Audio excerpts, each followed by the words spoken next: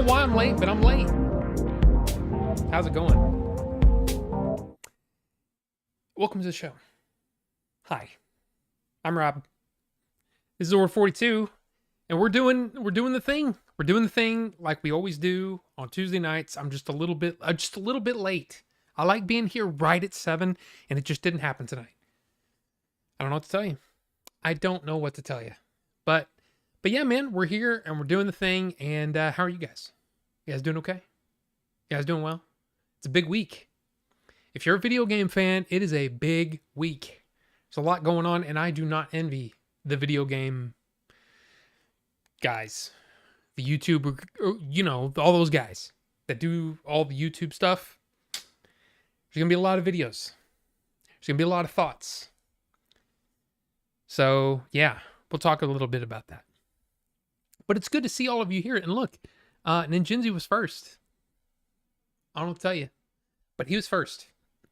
Isn't it weird? It almost matches up. Let's see. Close. Anyway. I was wearing the shirt today. What are you going to do? You know? What are you going to do? I'm wearing my own merch. What are you going to do about it? Nothing.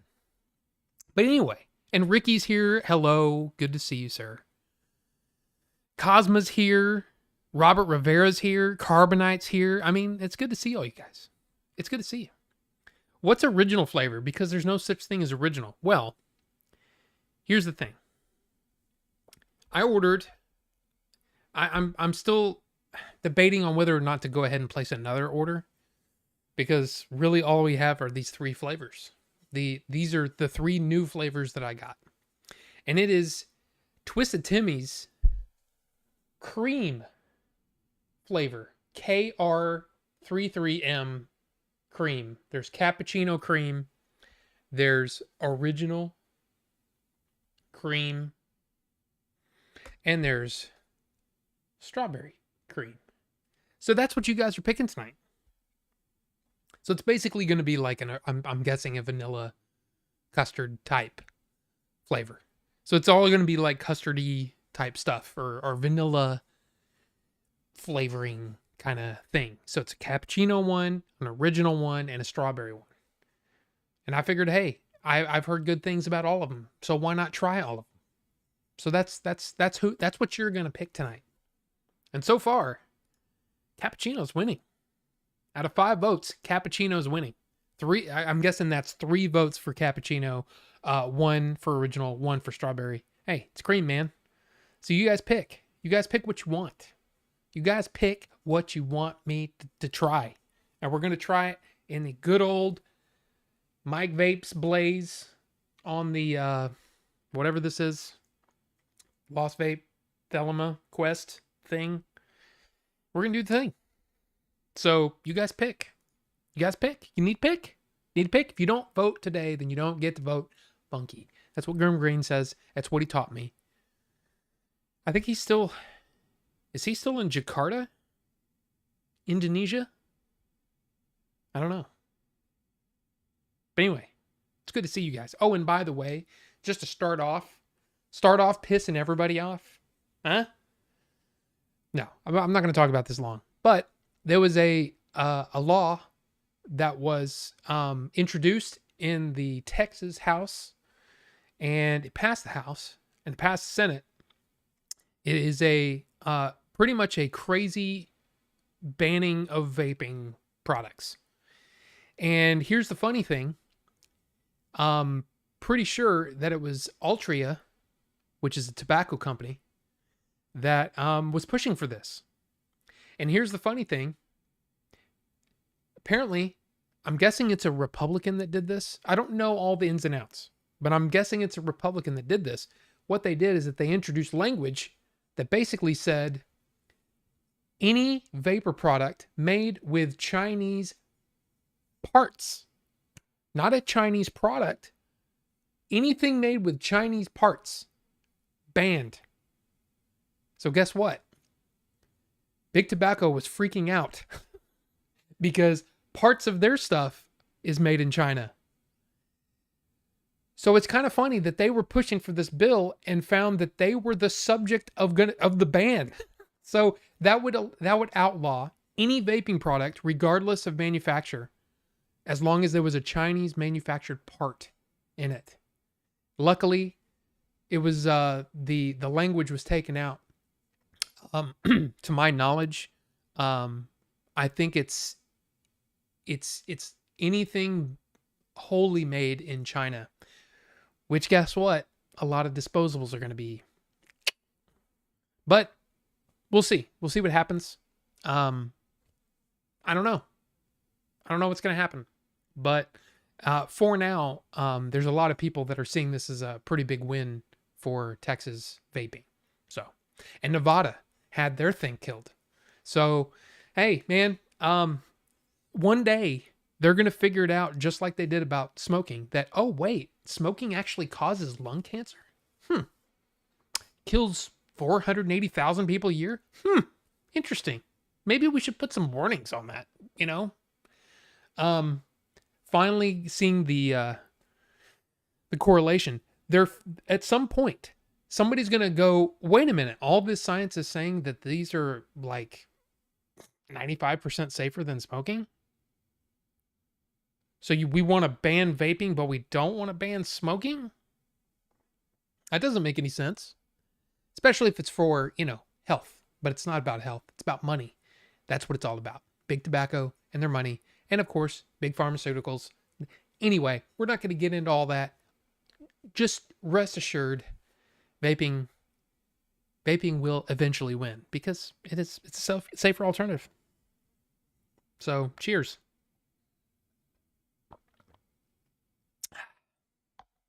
Original flavor.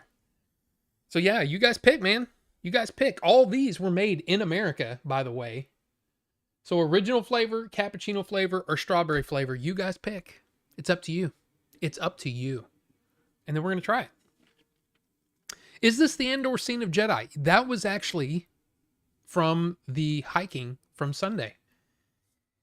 And it was really difficult. 8 miles on a moderate trail.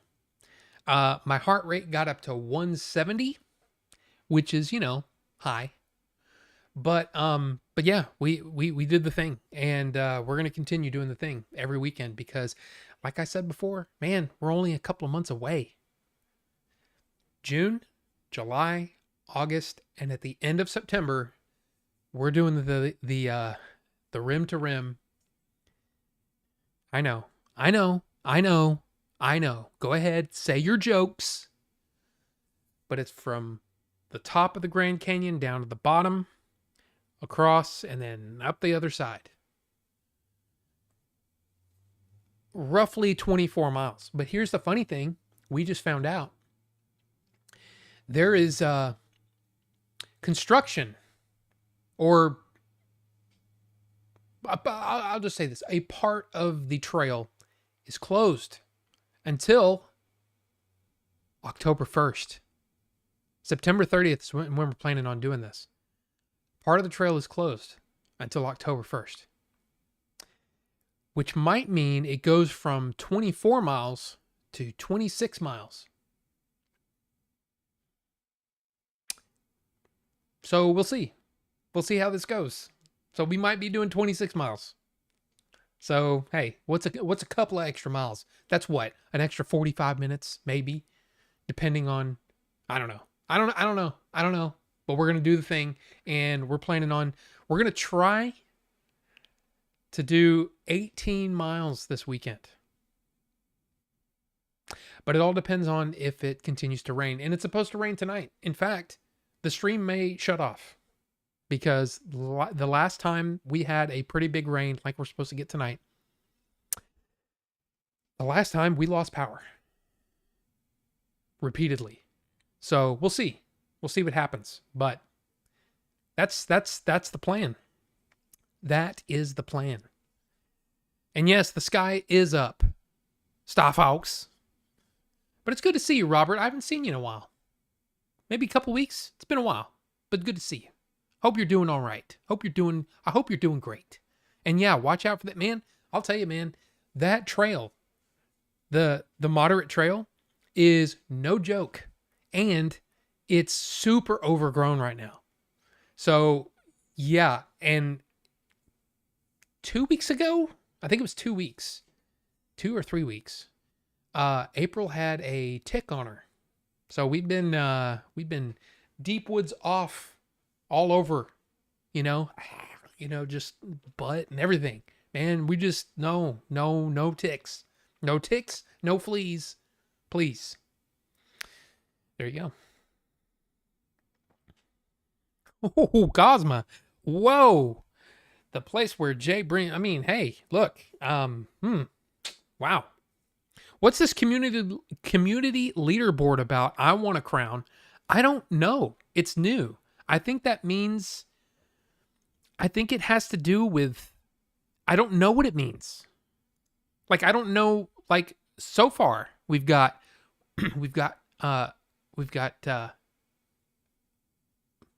why is Marlene's Reign, which isn't that one of Star Fox's?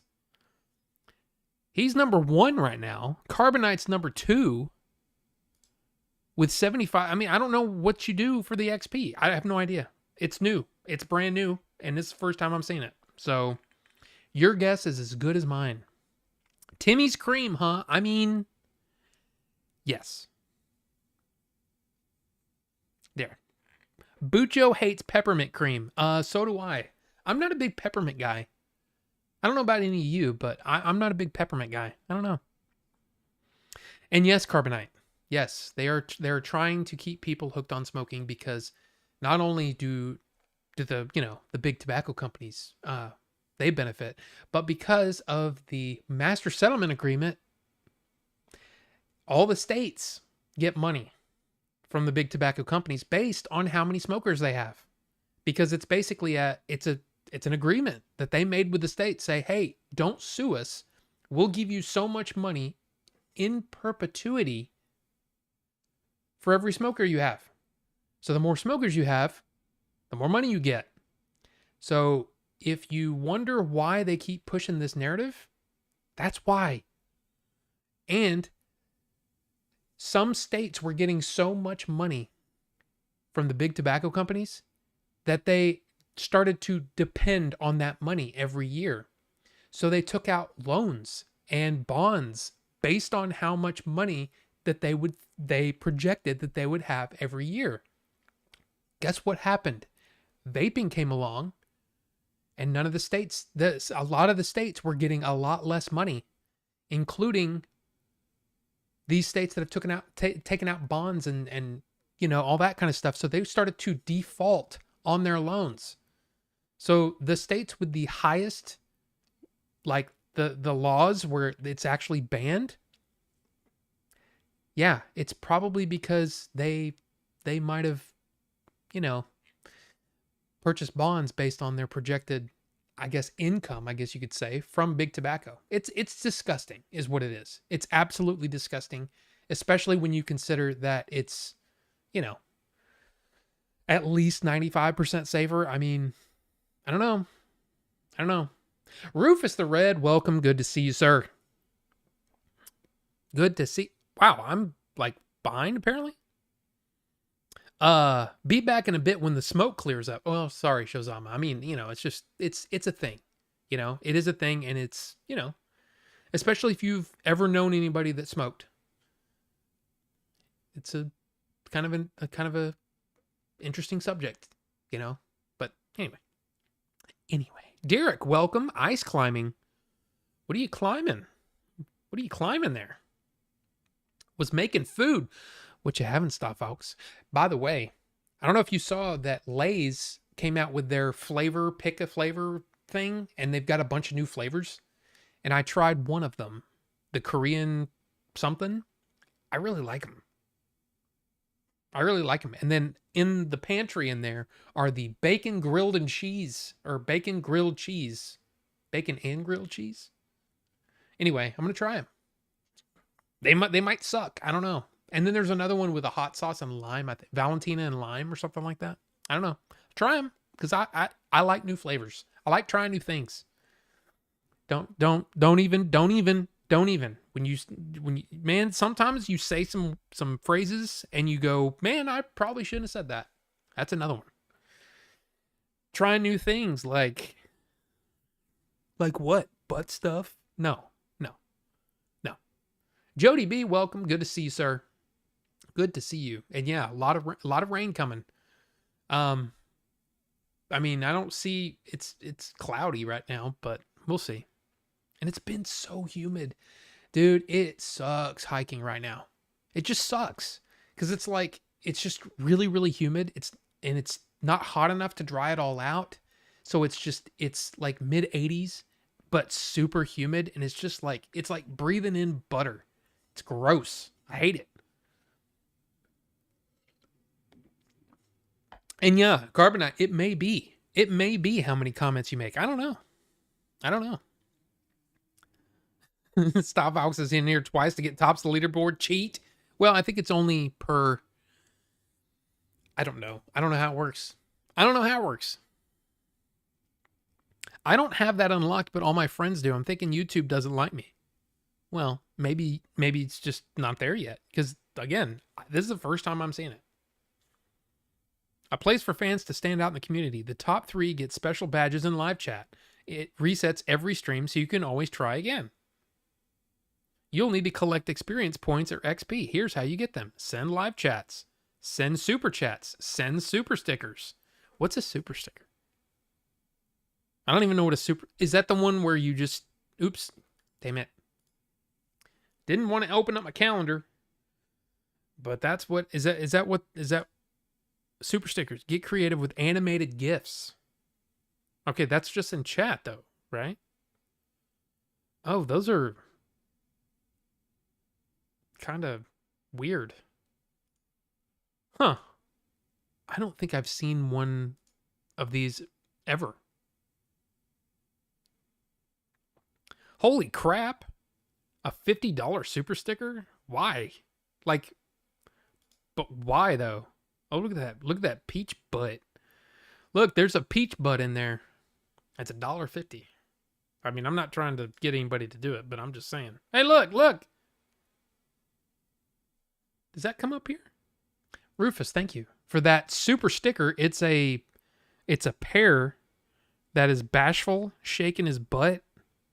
He's shaking his butt. But hey, thanks, Rufus. I appreciate that. I mean, look. I mean, I'm always one of those guys. Like, you know,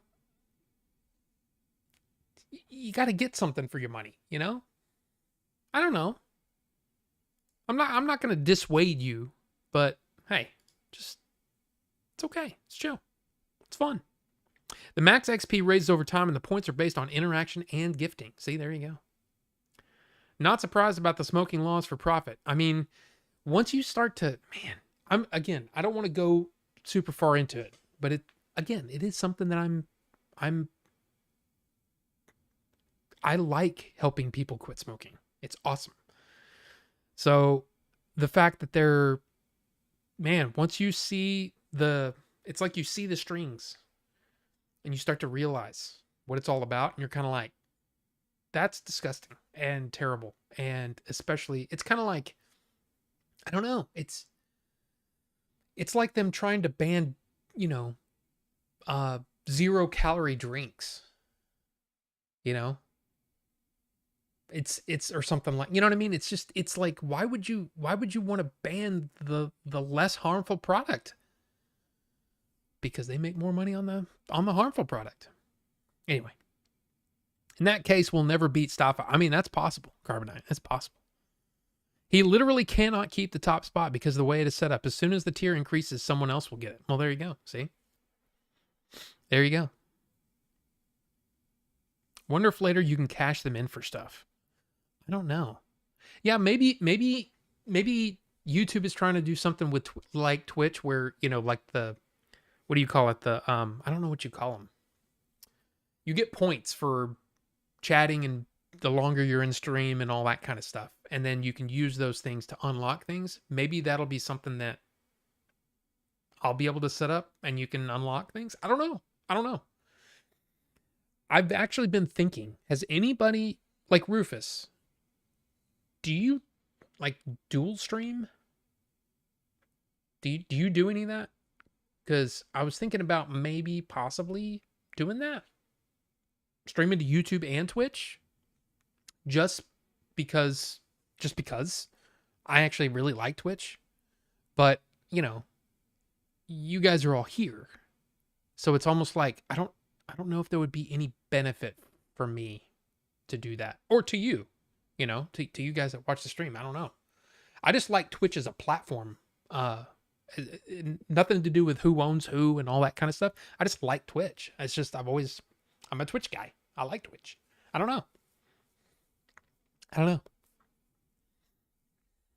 Breathing in butter. Yeah. It's creamy. Yeah, it just sucks, man. When you're working hard and you can't really get your breath because it's just like it's so ugh. Yeah, I mean it's cool. It's cool. It's cool. We'll see. Yeah. Paid off my Switch 2 yesterday, so now it's people's chances to do super chats and beat me since I don't have the extra to spend till Friday. Well, that's unacceptable, Ricky. You're supposed to come in here and drop all your money to me. I'm kidding. I'm totally kidding. After Friday, it's on. Well, have you heard about this whole thing about Walmart like canceling like things? Canceling orders? I've been like checking mine. I don't know how many of you pre-ordered through Walmart. I did because it was the only storefront that worked. Mine still says pre-order arrives. Yeah. I'd show you, but it shows my order number and address and all that stuff. And I don't think you guys need to see that. Maybe if I do that. You can't even see that. Let's see if I can do this. There you go. All right, Rob, it's on. Thank you, Ricky. You don't need to do that. But thank you. I appreciate it. But yeah, it's happening, man. It's happening. And with Walmart, they're supposed to deliver like in the 9 a.m. hour. So, yeah. And I'll be up early tomorrow because of some other cool things. I don't know if we can talk about it yet. But a cool thing happening. And then yeah, getting up early Thursday, and I have 2 movies and 2 reviews to do on Thursday. Seeing 2 movies, Phoenician Scheme and Ballerina. So, hey, if you like my reviews, hey, you're getting 2 on Thursday. So take that.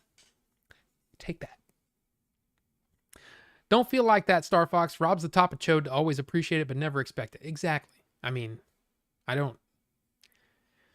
Yeah, I appreciate it. I really do appreciate it. How you dealing now, Rob? How am I feeling? Oh, I'm feeling fine.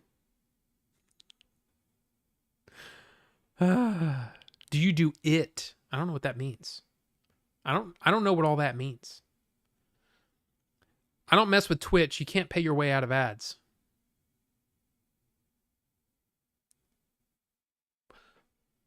But if you sub to people, you don't get ads, and you can do that whole what is it? The Twitch Turbo, or it's Turbo, right? Pretty sure it's Twitch Turbo. Where it doesn't matter if you're subbed or not, you don't see ads. Now, it's so when you sub to somebody, they get so much of that, whatever that sub price is. And then, can we get a video next time you go rim to rim? I mean, you're definitely getting a video. It's not going to be, anything, anything super dirty. It's well, kind of dirty, I guess, because it's a lot of dirt and sand and mud and things, but not that kind of mud, I should stop talking now. But thank you, Carbonite. Thank you guys for the stuff. I appreciate that. Thank you so much. But yeah, on Twitch, you can, if you sub to somebody, they get the money. They split the money with Twitch, whatever that breakdown is. And I think the breakdown depends on how many subs you have. Like, I think the more subs you have, the more of a percentage you get. But if you do Twitch Turbo, you don't like the viewer doesn't have to watch ads, but the streamer gets paid every ad break that you would have gotten. So like if I watch an hour, let's say, I don't know how Twitch does the ads because I have Twitch Turbo. But my understanding is that like if you stream for an hour on Twitch and somebody has Twitch Turbo, the streamer gets paid as if they watched every ad break in that hour time period. Now I have ads turned off on YouTube through the stream because I don't like it. I don't like, especially, I mean, if I was playing a game, that'd be one thing. I mean, you wouldn't really, I don't know. I have no problem with ads when you're playing a game for some reason. But when you're having a conversation with the chat, it's kind of hard to, you know, some of your chat won't hear the conversation because, you know, you're seeing an ad for, I don't know, Diet Coke or something. I don't know. Hashtag not sponsored. But I don't know how, I mean, again, I think that's how the whole Twitch thing works. But I've always enjoyed Twitch's chat more. I like how, like, for example, I don't know how many like emote slots I get, but on Twitch you get a ton. And some of them are animated, and then you can add a whole set of other things, and you can do the like on Game Dave stream, you can do the sounds and all that kind of stuff. Here you don't have that, and it's just that would be cool. I started really liking Twitch lately. Yeah, and I guess my question is, if I'm dual streaming through, what is it? I think it's called Restream. I think. Like, how would I see both chats? Like, would I see, like, if somebody was in YouTube and somebody was on Twitch and they both chatted at the same time, would it combine those chats in a window for me, or do I have to take, like, if there's another chat window? I don't know how it works. I would be curious to know how it works. I think Dave would actually really benefit from that because he's got so many YouTube subscribers. You know, for him to do it on there. I mean, he doesn't make videos anymore, really. So it seems like it would do nothing but benefit him. I don't know. I don't have ads on my Twitch when I watch. I mean, I'm sure there are ways to block the ads, but I don't know how that works. Twitch, you can play copyright music easier. That's for sure. Now, it will be, in most cases, I think it's blocked on the replay, but during the stream, yeah, they don't seem to care. And I don't get that. I don't understand that.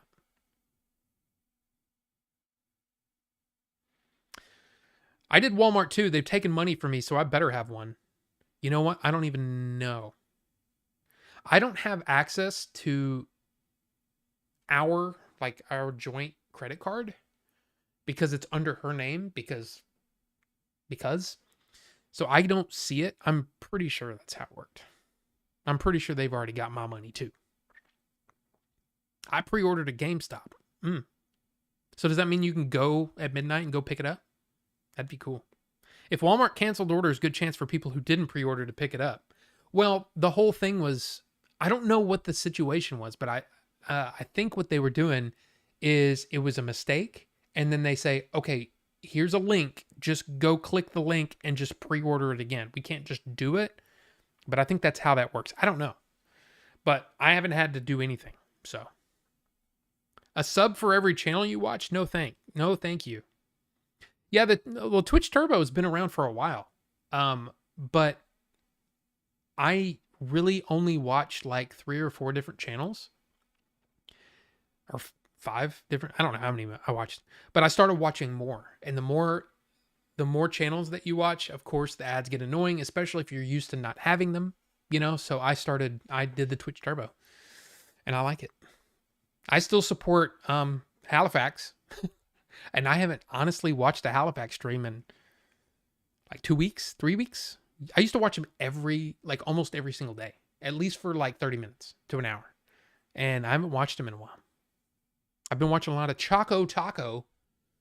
In fact, I did a video that I was gonna put in the pre-show whatever, and it didn't turn out great. It's like I watched it and I'm like, I can't even see what's going on. But Chaco was playing in the background. He's playing Escape from Tarkov the other day. So anyway. But yeah, Twitch Turbo is actually pretty cool. I like it. Is this the first time you wore a plain shirt with nothing on it?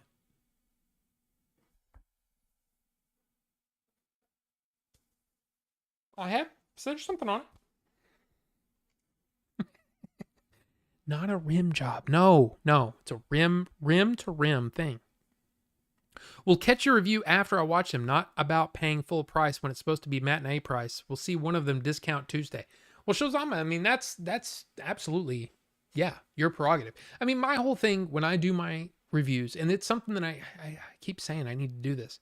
I need to do like an intro video to my channel and say, hey, I don't do spoilers unless unless there's a big, hey, I'm going to talk spoilers for the next 4 minutes of the video or something like that.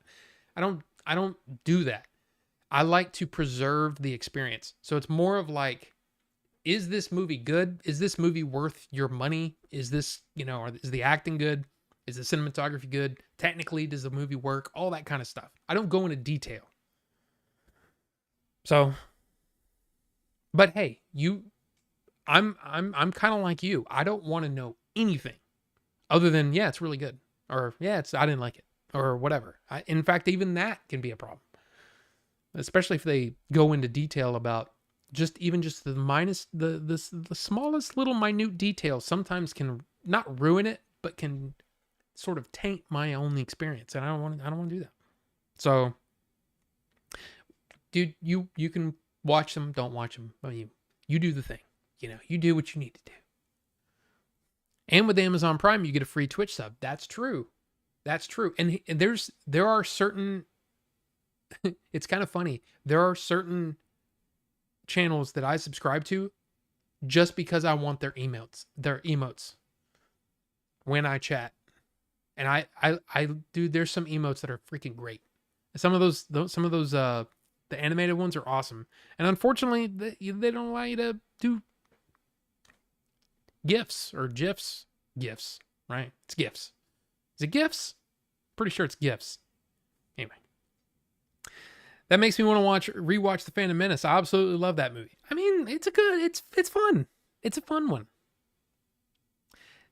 Yeah, look at that. See, you got me being upset. You got 21B. You got, that boy's got the devil in him. You got Do the Thing. Diet vape stream? Yes. What? No. My Google just made a musical tone and it's too stupid to tell me why. Well, I'm sorry about that. Next time we should watch The Phantom Menace is when Qui-Gon is replaced by Rob. I mean, that would be kind of scary to have a whole movie and it's just you. That'd be weird. I would probably watch through Twitch more than YouTube because I like the platform and emojis more on Twitch. I know, I agree. As from a chatting standpoint, I think Twitch is better. It's just my opinion, but we can do that. Rob, my buddy, oddly enough named Rob, has a bot that gives folks points that you can spend those points to redeem sound effects. I need to get that rolling. See, and that's the problem, is that on YouTube you don't have that, or at least I don't think so, unless it's something new.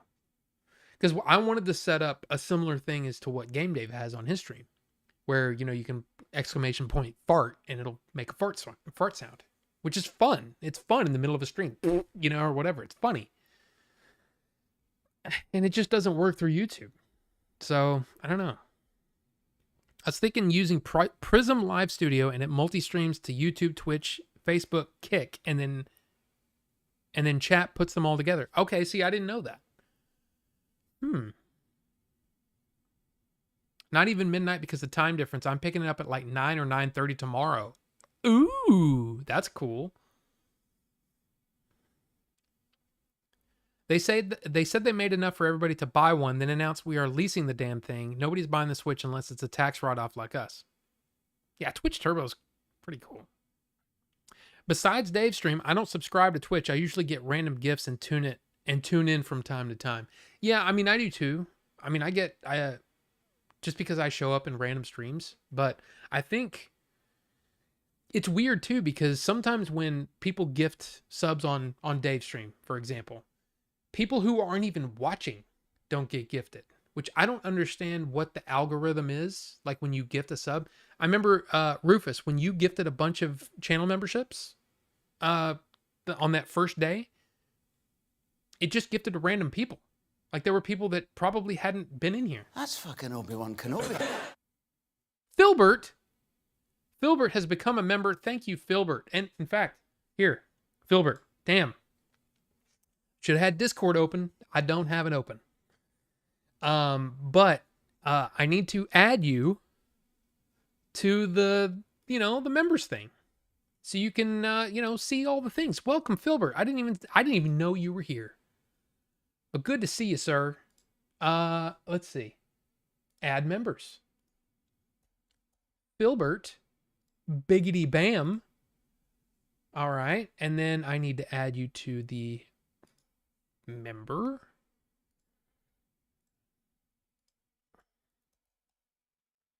There you go. There you go. Now you have access. Now, hey, just to let everybody know. That's fucking Obi-Wan Kenobi. Wait. Bear JKU has become a member. Wait a minute. Rufus. That's fucking Obi-Wan Kenobi. Okay, we got Phil Holland got one. Cool. Echo Bass, which I haven't seen him in here in a while. But good. But thank you. That's fucking Obi-Wan Pyramid Kenobi. Head 128 and Griff Tansky. Dude, Rufus, thank you. Now, again, anybody who's That's become a fucking member, Obi-Wan Kenobi. most of the member stuff is going to happen on Discord because YouTube won't allow me to stream movies. Go figure. So, you need to be a member of the Discord. That's fucking Obi-Wan Kenobi. And if you don't have access, let me know because the integration between YouTube and Discord does not work. So let me know if you have a different name on Discord than you do on YouTube, because otherwise I won't know. And I can't add you. So just let me know. They should be semi-active users. Well, I know, but I mean, like, I haven't seen Echo Bass in here in a very, very long time. But thank you, Rufus. Thank you so much. And Filbert, thank you again. Level 2. Filbert. Man. Thank you, guys. I mean, they're just, I don't know. Kind of feel like I don't deserve it. But thank you. And hey, coming up, we got our watch along. We gotta figure out what movie we're gonna watch. So that's a thing too. Next time we should. We already said that. Wait a minute. I already read this. Let's see. I started YouTube Premium, got tired of them taking down ad blockers, and also I like my music lets you listen ad free. Man, I love it, dude. I can't go back. YouTube Premium is. I've been subscribed to that, like the family plan, YouTube Premium, for years now. And so, like, anytime I'm switching between my Order 42 login and my regular login, yeah, it sucks because I have to watch ads and I'm like, oh, so I have them like, it's annoying, man. Dude, once you stop watching ads, it's like, it's so nice. But Robert Rivera, I already said hi to you, but you laughed. I'm glad you thought it was funny. What happened? I don't know. Just clip what you just said and use that as your intro video. No, I want to do a special thing. Jim dual streams, so you can probably ask him about it. Oh, that's a good point. I haven't watched one of his streams in a long time. Of course, I haven't been in Billy or Jay's stream in a long time either. He's on YouTube, just requires bots. Oh, okay. Okay. He is an idiot. You're right, Filbert. I am an idiot. But man, thank you. Thank you for that. Thank you. Also, I think it's easier to grow on Twitch. YouTube seems to hide you unless you're a content creator with an already built-in audience. That's what's weird though, Carbonite. I mean, I was on Twitch for a couple, maybe a year, 2 years. And what I would do is I would record the streams, or no, I wouldn't record them. I would just download them. That it made it really easy to just download your stream in full quality, and then I could take that and put it on YouTube. So if I was doing an interview with somebody, I could just download it after we were done. I didn't have to worry about recording it or taking up a bunch of space. Download it and then put it on YouTube, and it was done. It was awesome. But as soon as I moved over to YouTube to do one stream, and I had so many more viewers, I was like, okay, this just doesn't make any sense. So I don't know. Machu, what's going on? What's going on? After 2 months of being jobless, I'm finally starting my new job tomorrow. Well, congratulations, Machu. Man, trust me, I know that feel, bro. I do. I was out of work for I think 16 months or something like that, and it was dude, you start to go a little crazy. Man, that's but hey, after 2 months, that's really good. Congratulations. Now it gives to people who are active. They just fixed that. Watch this. Oh, there you go.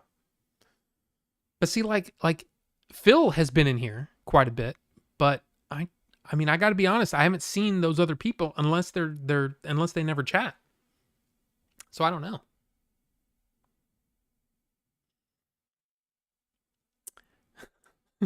I love the Obi-Wan Kenobi thing. It's funny. I love the way Ewan McGregor says it. It's just so good. Gives to active users over people who aren't. Right. But they not necessarily active in the channel, it doesn't seem. I don't know. I've been YouTube Premium day one, back when it was red. Yeah, see, I didn't sign up until after, because I told my wife about it, and I said, hey, there's this thing that it's YouTube Premium. You pay so much per month and you get no ads. And she goes, get it. So I got the family thing, and then she said, okay, we're never canceling that. I'm like, okay, I guess YouTube just gets all her money. So I have a whole bunch of suggestions for movies to watch, just don't know what everyone else would want to watch. Well, here's the thing, Chris. What we need to do is we need to because YouTube only gives you 5 options. So maybe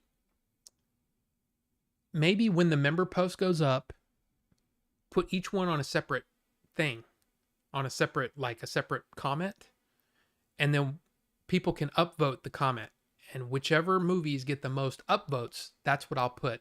And then if there's a tie or whatever, I'm not doing that whole thing where we're doing multiple posts anymore. Nah. If there's a tie, I'm gonna break the tie, because I'm the guy. So maybe that's the best way to do it, and then we can all kind of vote on it.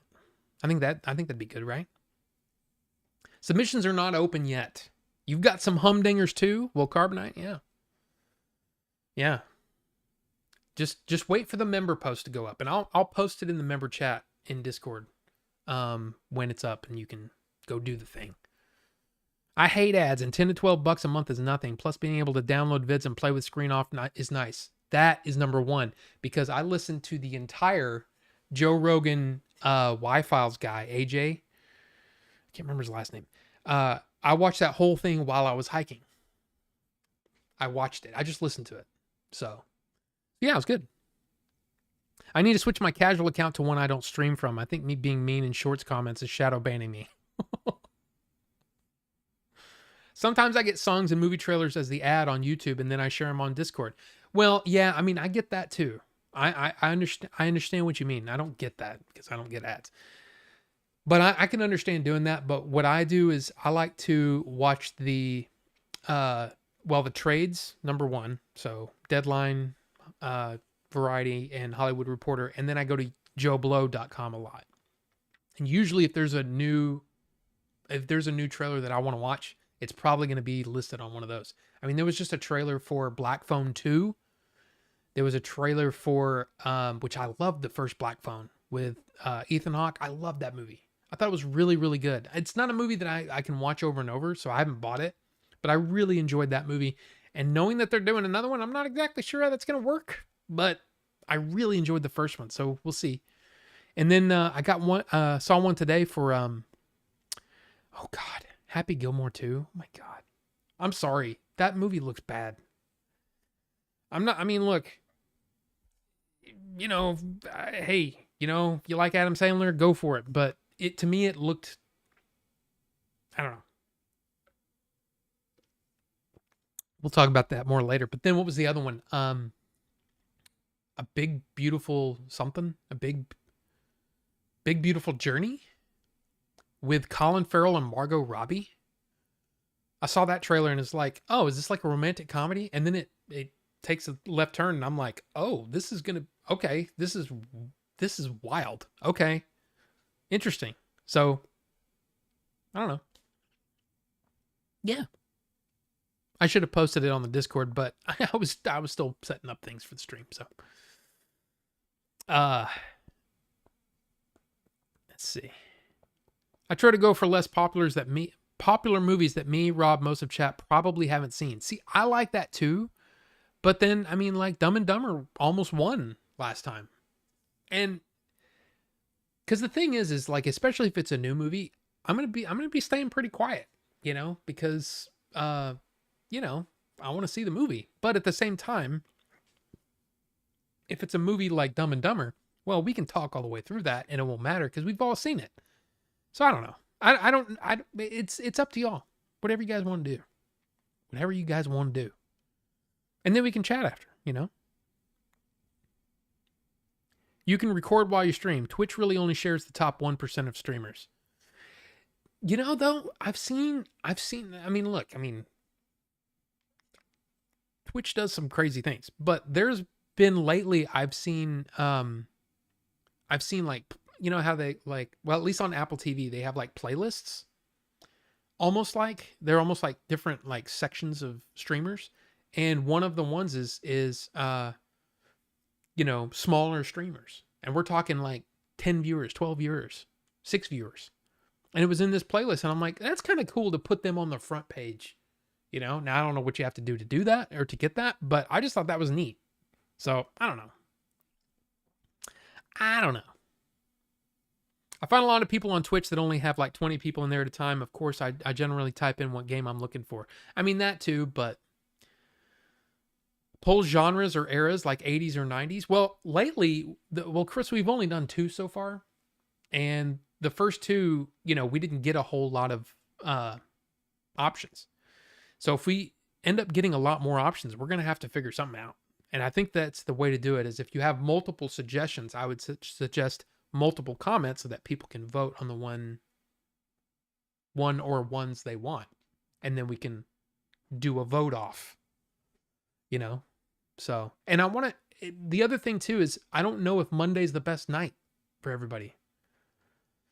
Because really it's Monday, Wednesday, or Friday. But typically Fridays are, hang out with the wife night. But like this Friday,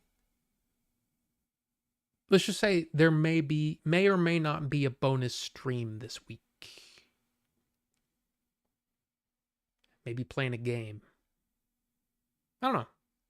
We'll see. We'll see how it goes. We'll see how Thursday goes, because Thursday's going to be a busy day. 2 movies, the Switch. It's going to be a lot. Are you carrying a grip exercise tool? Rufus, I am. I'm trying to strengthen my hands. And I figured during the stream is a good time to do that. Because I'm just sitting here, talking, chatting. I don't know. Yes. AJ from Y-Files was on Rogan. Yes, he was. And it was, I'll be honest with you. It was more of like almost like a big recap of the Y-Files, like some of the most popular videos and stuff like that. There was nothing really like super new, but it killed the time. What was it? Almost 3 hours. it killed the time. I mean, we let's see, we were hiking for 3.5 hours total. So yeah, it made the hike feel like it just blew through. So, and yeah, Pixel Phoenix, welcome. And yes, Master and Commander in 4K. Hell yeah. Hell yeah. I'm so excited. So excited. Not bad for a CIA shill. I mean, I don't think he's a shill any more than anybody else, but I don't know. Like Jesse Michaels is on today or yesterday, right? So I don't know about Jesse Michaels. And also I've kind of gotten away from the whole UFO thing. UAP thing. There's too much well, trust me, it's coming, and it's like, come on. Just I need some proof. I don't know. I know Rufus coming in here like freaking dropping stuff. Dropping all kinds of stuff. And then Filbert coming in hot. I mean, look, you guys have been awesome tonight. So I appreciate that. I watched Blowout because Quentin Tarantino said it was his favorite movie. Machu, I bought Blowout because I bought it on Criterion. Because Quentin said it was his favorite movie. And I'm like, well, I haven't seen that. I like Brian De Palma. I like John Travolta. Nancy Allen. Let's do it. So I get it, man. That's the reason I watched it. Just a man with a beard. Well, yeah. Oh, and keep in mind, for those of you who may have not heard this before, you probably have. But over in the Discord tonight, if you're a member of the Discord, we're going to do a little hangout after. Just in the regular general voice chat. So if you guys want to hang out after the stream, we'll be streaming for a bit. We'll be hanging out in the Discord for a bit. So yeah, talk about whatever. Most valuable beard. Most valuable beard. YouTube does kind of suck when they said premium could download video, but I wanted to download them on my computer to take clips from, but you can't do that. Yeah, you can't do that. But oh yes, yep. That's exactly what I do, Rufus. The video downloader. I have something similar so that I can put trailer clips in my videos. We could play Mario Kart World until you get mad. I mean, that's possible too. Well, I had some other ideas, but hey. And yeah, there's a lot of pop-ups on that video. Or well, actually, Media Human. That might be a Mac only thing. I don't know. But that's what I use to download my stuff. Got to head out for a bit. Hopefully we'll be back for the after show. Carbonite. See you then. Hopefully. Of course, that might have been 45 minutes ago. I know a grip tool when I see it, apparently. Well, I mean, this is a pretty heavy-duty guy. So basically, I'm trying to improve my aim.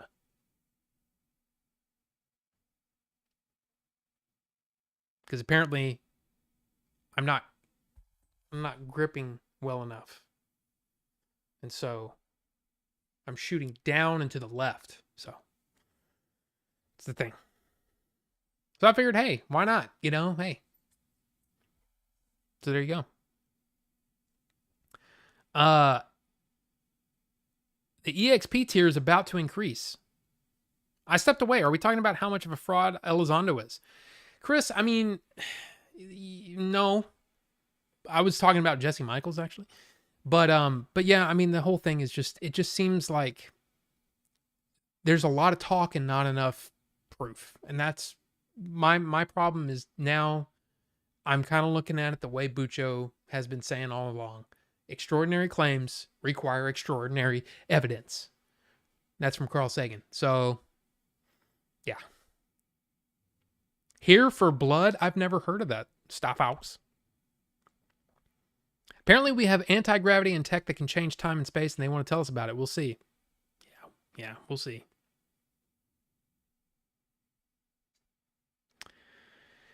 Yeah, Filbert. Yes, exactly. It's all grift. 20 years from now, people still going to be saying any day now. Trust me. I'm just going to upvote silent movies. Okay, that would be interesting. You posted the poster in the Discord. Let's see.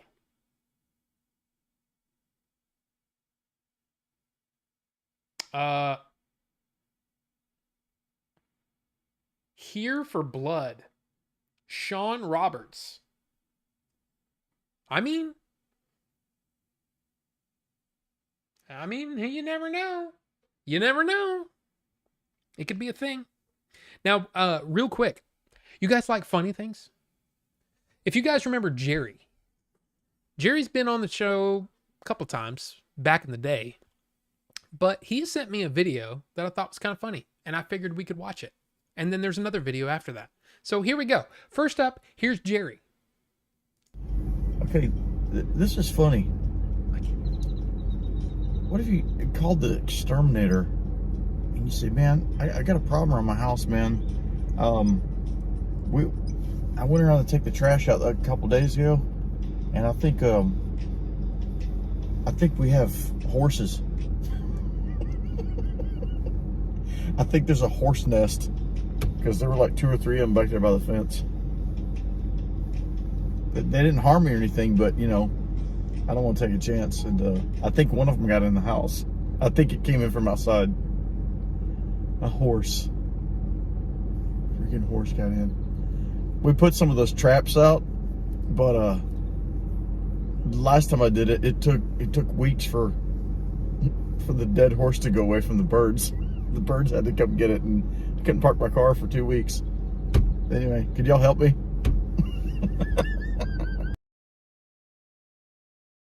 Oh, that Jerry.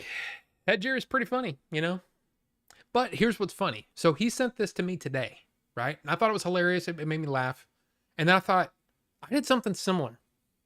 So way back, there was a Netflix movie with Jake Gyllenhaal called The Guilty. And I watched it. And I was like, I want to do a review of this. But in the review, I started off the review with a skit. And the skit, well, it sounds kind of similar. So, you ready? Here we go. 911, what's your emergency? Yeah, I just got home from my job working at the Five and Dime, and there's a friggin' horse in the kitchen. What? Like, do you live on a farm or something? No. I live downtown on the 30th floor of my building. So when are you guys gonna come down here and do something about this horse? I can't even figure out how it got in here. Oh, crap, he's going after the marmalade. Not my marmalade, you stupid horse! Sir, I'm not quite sure if this qualifies as an emergency. Whoa. What are you talking about? Not an emergency. I'm gonna hang up now. What am I gonna do? What am I gonna have it on my toast? Yeah, apparently nobody watched that video. But anyway. Now also, good old Stylefaux, like he does, posted a picture, well, an edited picture of the thumbnail from today's video. And I figured I would show you the pictures that I had to choose from today. So let me see, where is it? It's right here. So these are all the thumbnails that I took, and I had to pick the best one. Now you tell me, which one do you think is the best one? You see, I picked the top left because I'm like, I've never made a face like that before for a thumbnail. And I don't know. You tell me. You tell me which one's your favorite. I mean, I don't know.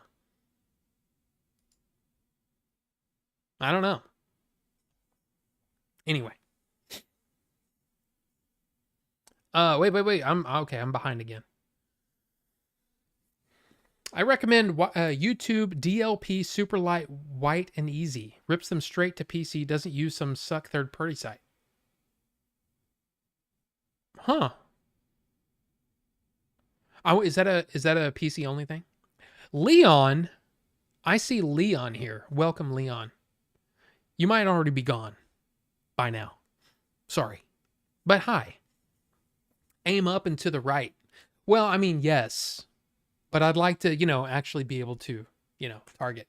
Because here's the thing. I think it's because the gun, it's slippy. So I need a better grip, man. I need a better grip. So I'm doing it. Anyway.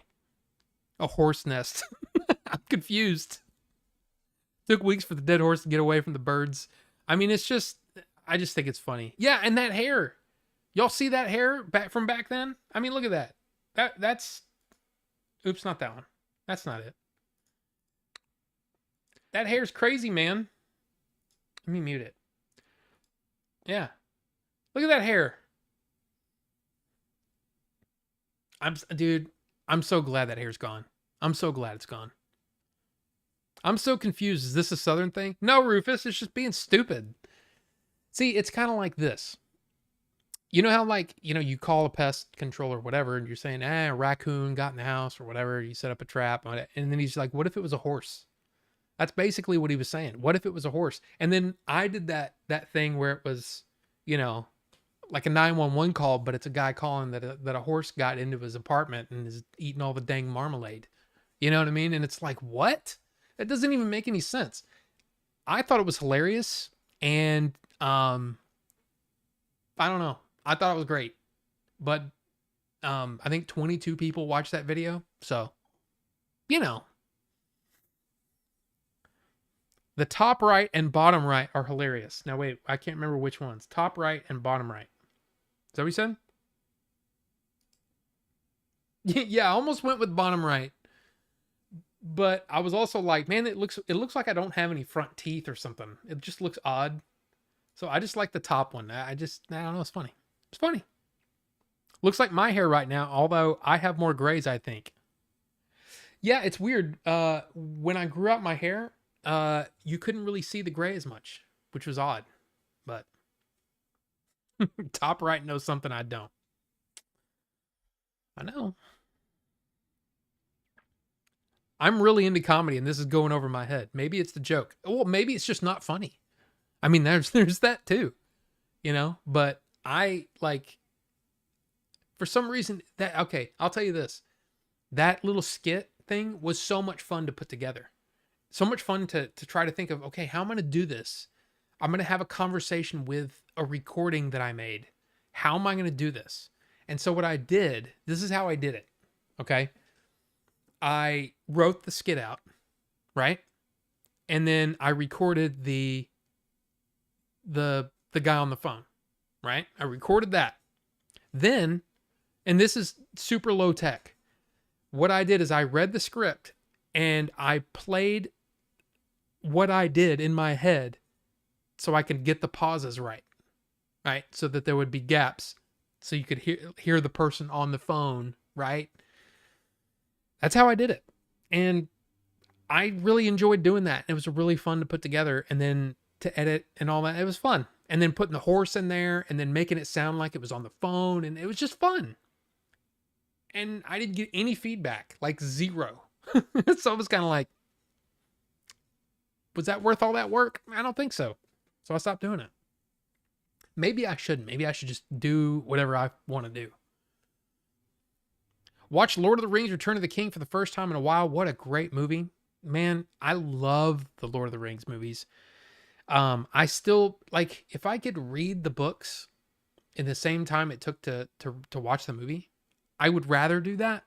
But the movies are really good. And Fellowship is my favorite. Fellowship's my favorite book, and it's my favorite movie. I think it's I don't know, man. It's just something about it.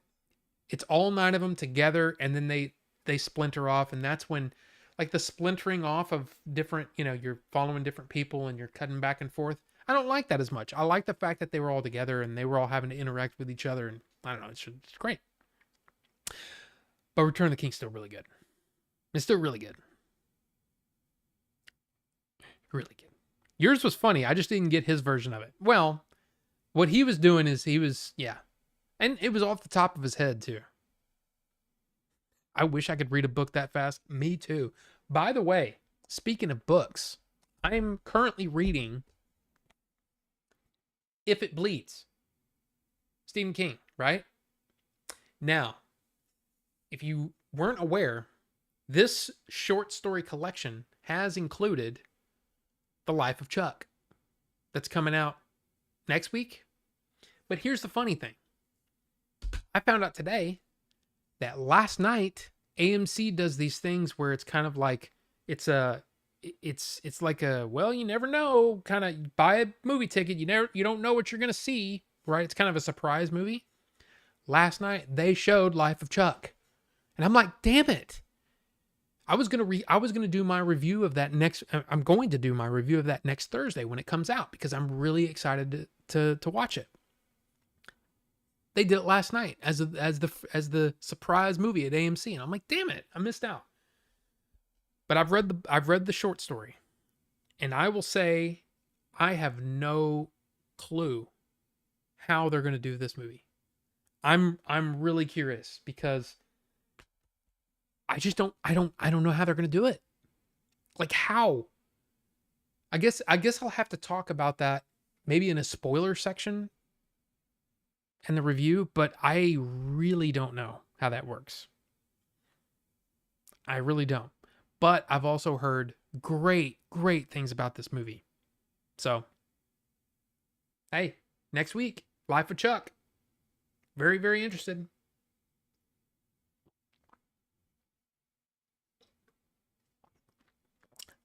There was some, was it tea grounds? I guess tea leaves in the bottom there. Didn't want to drink that, so I had to drink carefully. Only women bleed. I mean, yeah, no. Dude. I just like Stephen King. So, did anybody see the Mr. Mercedes series? Anyone? Because I haven't. I still haven't read those books, but it's basically a 3-book, sort of a 3-book series. And it's about I think it's just a detective solving crimes and stuff. But it's written by Stephen King, which is really odd. But then he did a separate book called The Outsider. And The Outsider followed a character from the Mr. Mercedes trilogy thing. That character went over here in The Outsider, and it was a more of a, supernatural kind of story. Well, the story If It Bleeds is another story in that following that same character. And it was really good. But I got to tell you, man, the last 2 pages made me tear up, man. Made me tear up. That Stephen King, I mean, I know there's a lot of people that, maybe they don't like his writing style. Maybe they think he's just too on the surface. Maybe they think his political views are crap. Whatever you think. I love his storytelling and the way that he can draw me in, the way that he can make me see the world that he's talking about, in my opinion, very efficiently, and just can lock me in. But man, when he wants to pull on the heartstrings, he can do it. And that's why I'm kind of scared of Life of Chuck, because I think I'm gonna cry all the way through it. But man, he is really good. Oh, The Shining is amazing. Yeah, really good book. And no, he writes. See, here's the funny thing. He doesn't have any ghostwriters. He wrote a separate book, a nonfiction book called On Writing, and it's basically him talking about his writing and the way that he does his process and stuff like that. It's fascinating if you love Stephen King, but it's even more fascinating if you're trying to write, because he talks about things about how to do this and how to do that. It's really interesting.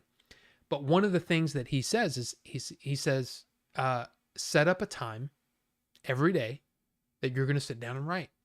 And he says, you might get to the end of that time and not have written anything, but try to block out the world and try to write anything. And so what happens is with him is he'll come up with a story and he'll start writing it. Some of them turn into huge freaking big old fat novels, and some of them are short stories. There are some that are like you can read them in like 30 minutes.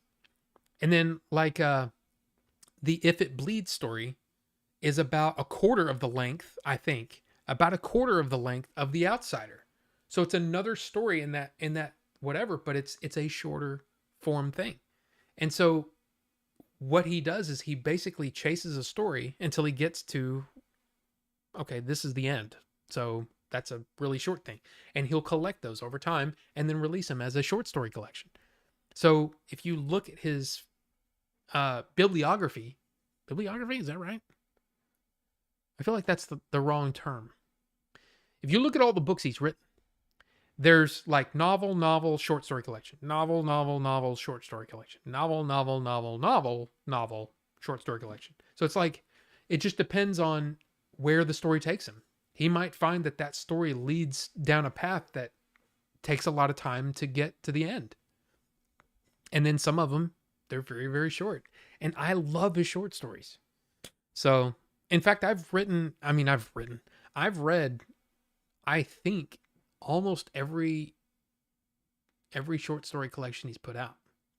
I just love them. And the other thing that I like is if a story is kind of like, this one's not really hitting for me very hard, I only have a few more pages to go and then I'm on to the next story, you know?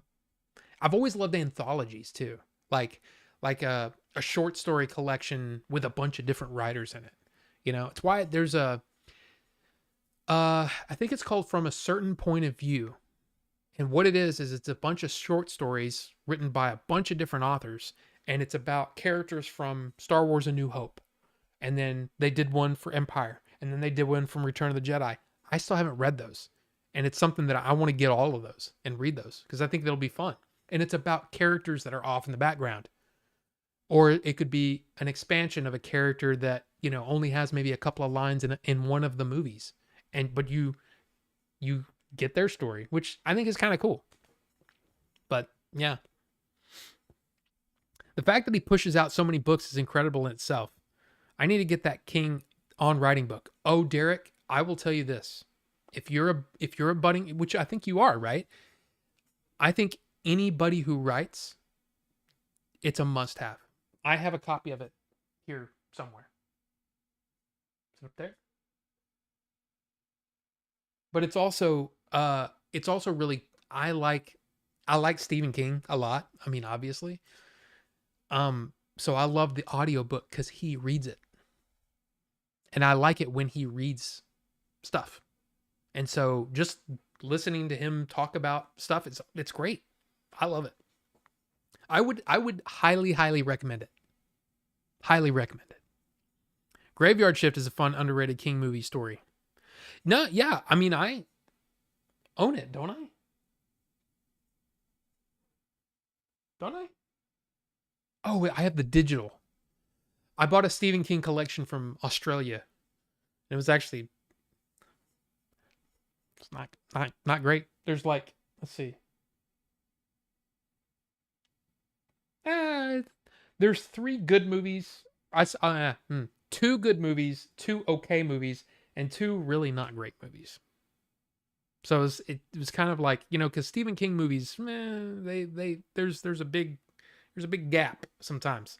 So like just this year, we have The Monkey, which is already come and gone, basically. I don't think anybody's talking about The Monkey anymore. Directed by Osgood Perkins, which is Anthony Perkins' son from Psycho. Remember Anthony Perkins, right? His son, Osgood Perkins, directed The Monkey based on a Stephen King short story. And it was okay. It was just okay. The Life of Chuck is coming out next week. And then later in the year, we have The Long Walk based on a Richard Bachman story. And then a new adaptation of The Running Man, which is also a Bachman story. So Richard Bachman was his alter, what do you call it? I don't know. Anyway, but so the Richard Bachman books There's 4 in that, I think. And I think 2 or 3 of them have been made into movies. And Running Man, of course, I mean, it's pretty famous, right? Schwarzenegger. But they basically took the idea of the Running Man and then just went off in their own direction. And so when people hear, oh, they're remaking the Running Man, oh, I don't want to see it. It can't do better than Schwarzenegger. But this is an actual adaptation of the Stephen King story, not a vehicle for Schwarzenegger to go do things, which is fine. I also own the Running Man digitally. But I'd like to see the actual adaptation, you know? It's kind of like The Shining is a great example of a movie where they took the idea of the book and then the director / writers did their own thing. They basically took the skeleton of the story. They did make a movie that's pretty close, but then they changed a lot of the things along the way. And they kind of made it their own. So Stephen King's The Shining and Stanley Kubrick's The Shining are 2 kind of different things. Well, they did a TV miniseries based on Stephen King's actual The Shining. And even though it's closer to the book, it's just not as good. In fact, some of it's really bad.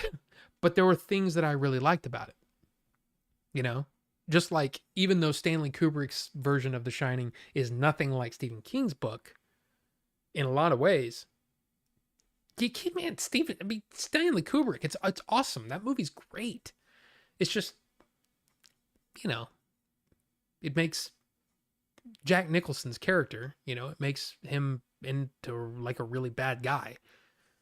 And the whole thing is, he's not really a bad guy. He's just, you know, he's under the spell of alcohol, which makes him into a bad guy, but he's not like a bad guy at heart. Like, for example, or not for example, I think Stephen King always looked at him as someone who deserved pity and got retribution at the end. There's no retribution for Jack Nicholson's version or Stanley Kubrick's version of that character, right? There's just none. So it's, yeah.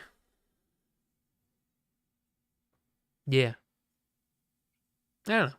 It's weird. See, this is what I don't get. See, right now, you've got Rufus the Red. You've got Derek, number 2. Rufus, number 3. And then right after that, Derek, number 3. Like, why? I don't understand how this community thing works. And see, first right now is Marlene's Reign, which I don't get it. I don't understand. The new number 1 isn't in chat, and that is confusing. Well, that is Style Fox, but I don't know how that works. I saw that late night one summer evening and totally caught me off guard. Yeah, I mean, Graveyard Shift has some fun ideas in it. I don't think the movie 100% works, but I mean, it's, yeah. I write more on the nonfiction side where it's outer wrapper is fiction. Okay. Yeah. Seriously, I think every writer, I mean, if nothing else, you're getting the insight of a really, really successful writer. Even if you don't like his writing, you can still get something from that. So, yeah. Hopefully you enjoy the process, because it really was fun to go through the process. I bought the book. Now I kind of want to get the audiobook just so I can have him in my head whenever I want, because it's awesome. Kubrick is a genius, put so much effort into his movies. I'm trying to think if there's a Kubrick movie that I really dislike. And I don't think there is one. I mean, I haven't seen all of his movies, but there's not one that I actively dislike. They're all good to great. Like, there's some that might not hit as well for me. Like Clockwork Orange, I mean, that just doesn't hit for me as well as some other movies, but you can't deny the filmmaking prowess of that man.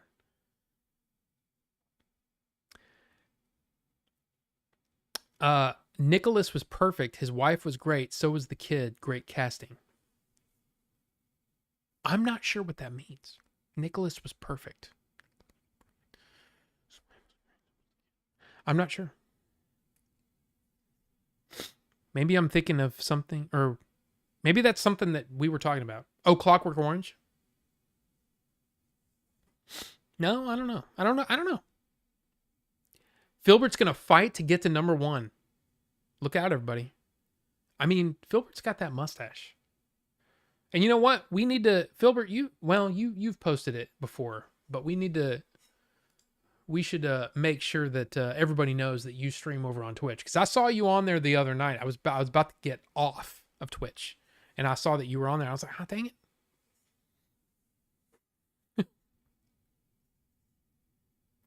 For some reason, Joe Biden's in the chat. I don't know. I don't know what's going on. 100% sure I'll find that book useful. No question. Oh, yeah, for sure. Yeah. Oh, talking about the Shining cast. Oh, Nicholson was... Gotcha. Yes. Sorry. I wasn't on the level. Eyes Wide Shut is my least favorite, and I love it. Yeah, see, I've only seen the Eyes Wide Shut. I saw that in the theater when it first came out, and was kind of like, I'm not sure what to think of this. But that's also another one that I've only seen once. And it's not the kind of movie that I can just pop in anytime, because April will come in. What are you watching? Oh, it's just a movie about, a sex dungeon and things like that, I think for numbers, is The Shining, We Will Prevail.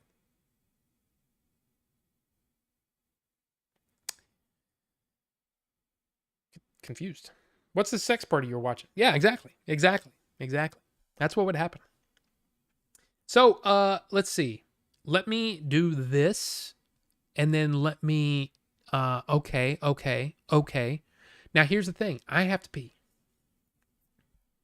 So, y'all hang out for a second. I'm gonna be right back, because I gotta do the whole thing, It's biology. That's what happens when you drink stuff. Anyway, I'll be right back, guys.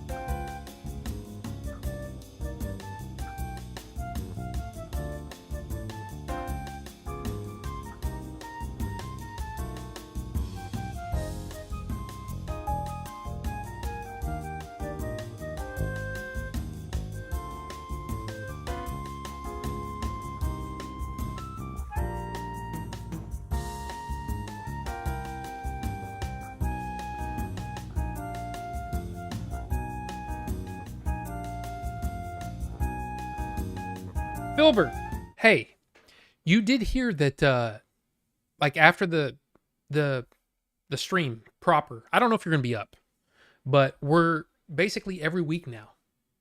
At the end of the stream, we'd hop over on Discord and we hang out and chat. So if you're interested, you can do that. It'll be fun. I just basically, anybody that wants to come hang out, I want you to come hang out. So there you go. But hey, just to let you know, oh my gosh, I didn't even see that Strawberry took the lead. So here's the 3 liquids we have on deck. So we have the cappuccino, the original, and strawberry. They're all creamy flavors. Let's keep the the comments down to a minimum. cream, Twisted Timmy's cream. But here's the thing. Yeah, you have just a few more minutes before we have to move on. We have to taste the liquid so we can get onto the news so that we can do the thing. But I do have one single solitary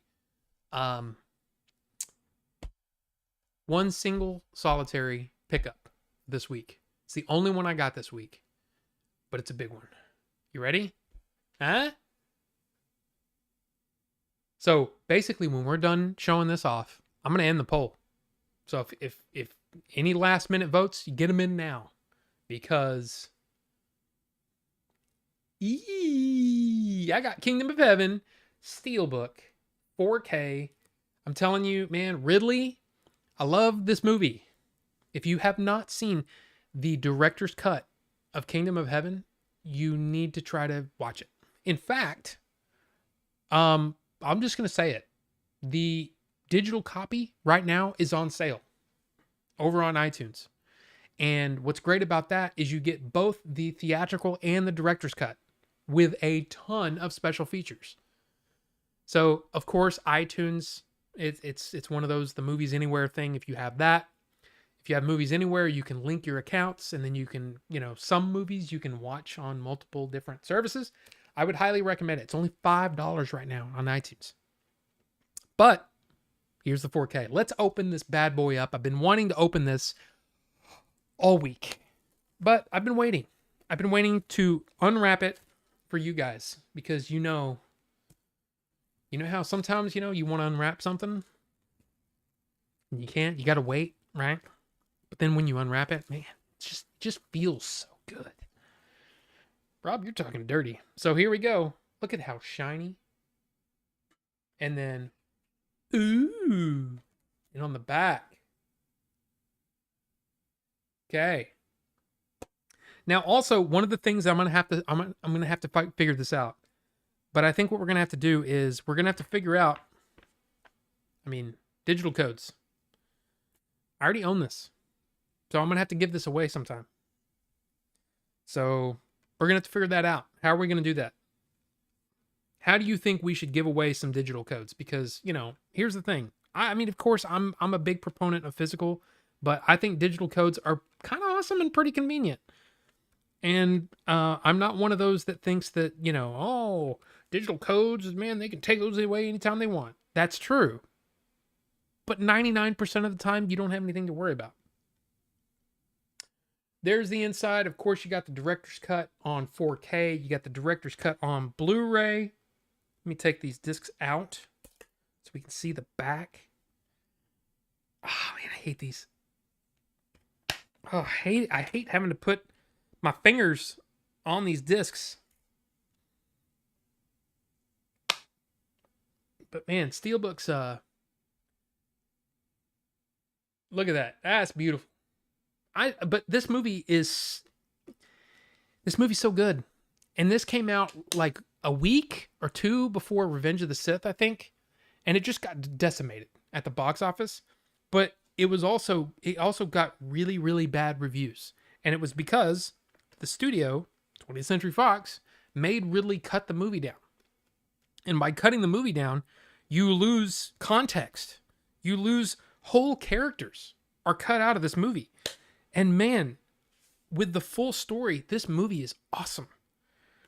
And I honestly think that if Ridley was allowed to release this movie in this version, it would have been up for Best Picture. And it's got a great cast. But just look at all the special features. Come on. There we go. Now we can get closer. So director's cut, roadshow, and director's cut, introduction, roadshow commentary with Orlando Bloom, Ridley Scott, and the writer William Monahan. 2 additional commentaries, the engineer's guide, roadshow version only, which I believe is a text, almost like commentary, but it's through text. Same thing on the Blu-ray, and then the disc 3 is where the magic happens, and all of the special features are directed and or produced by Charles de Lauzirika, who I brought up on Civil War. That the only reason I bought the Civil War 4K is because I knew that Charles de Lauzirika did the special features for it. The special features on this are literally, in my opinion, like going to film school. It is phenomenal stuff.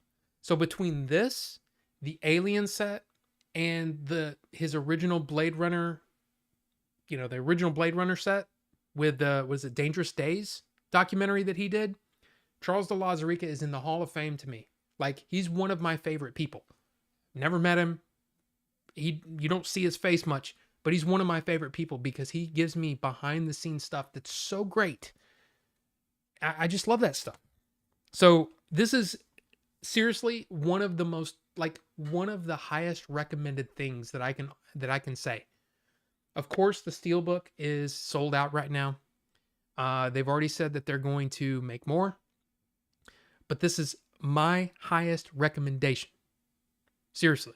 If you've never seen it, highest recommendation. It is a great movie. And it's just so well done. And to me, this is Ridley at, it may not be my favorite Ridley movie, but this is to me Ridley at his peak. It's the peak of his powers right here. Yes, Gladiator's great. The Martian's great. Alien's great. Blade Runner's great. But to me, everything he's learned culminated to me in this movie. Watch this movie and yeah, just watch it. And again, $4.99 on iTunes. And you get both versions of the film and a bunch of this. I don't know if all of the special features are on there, but a lot of them are. So highly, highly, highly, highly recommended. And of course, I think you can get from Diabolic DVD, I think has the non-Steelbook version if you don't want the Steelbook. But dude, this is seriously probably is it in my top 10? It may be in my top 10 all time. It's that good. It's really good. Just watch it. Kingdom of Heaven. Fantastic. It's worth it. So there you go. The only thing that I got this week, but man, it's so good. Oh, I need to put the digital code up. But yeah, do you think it's weird for me to give away the digital codes just to members, or should I make it available to everybody? Should probably be everybody, right? I got to figure out something.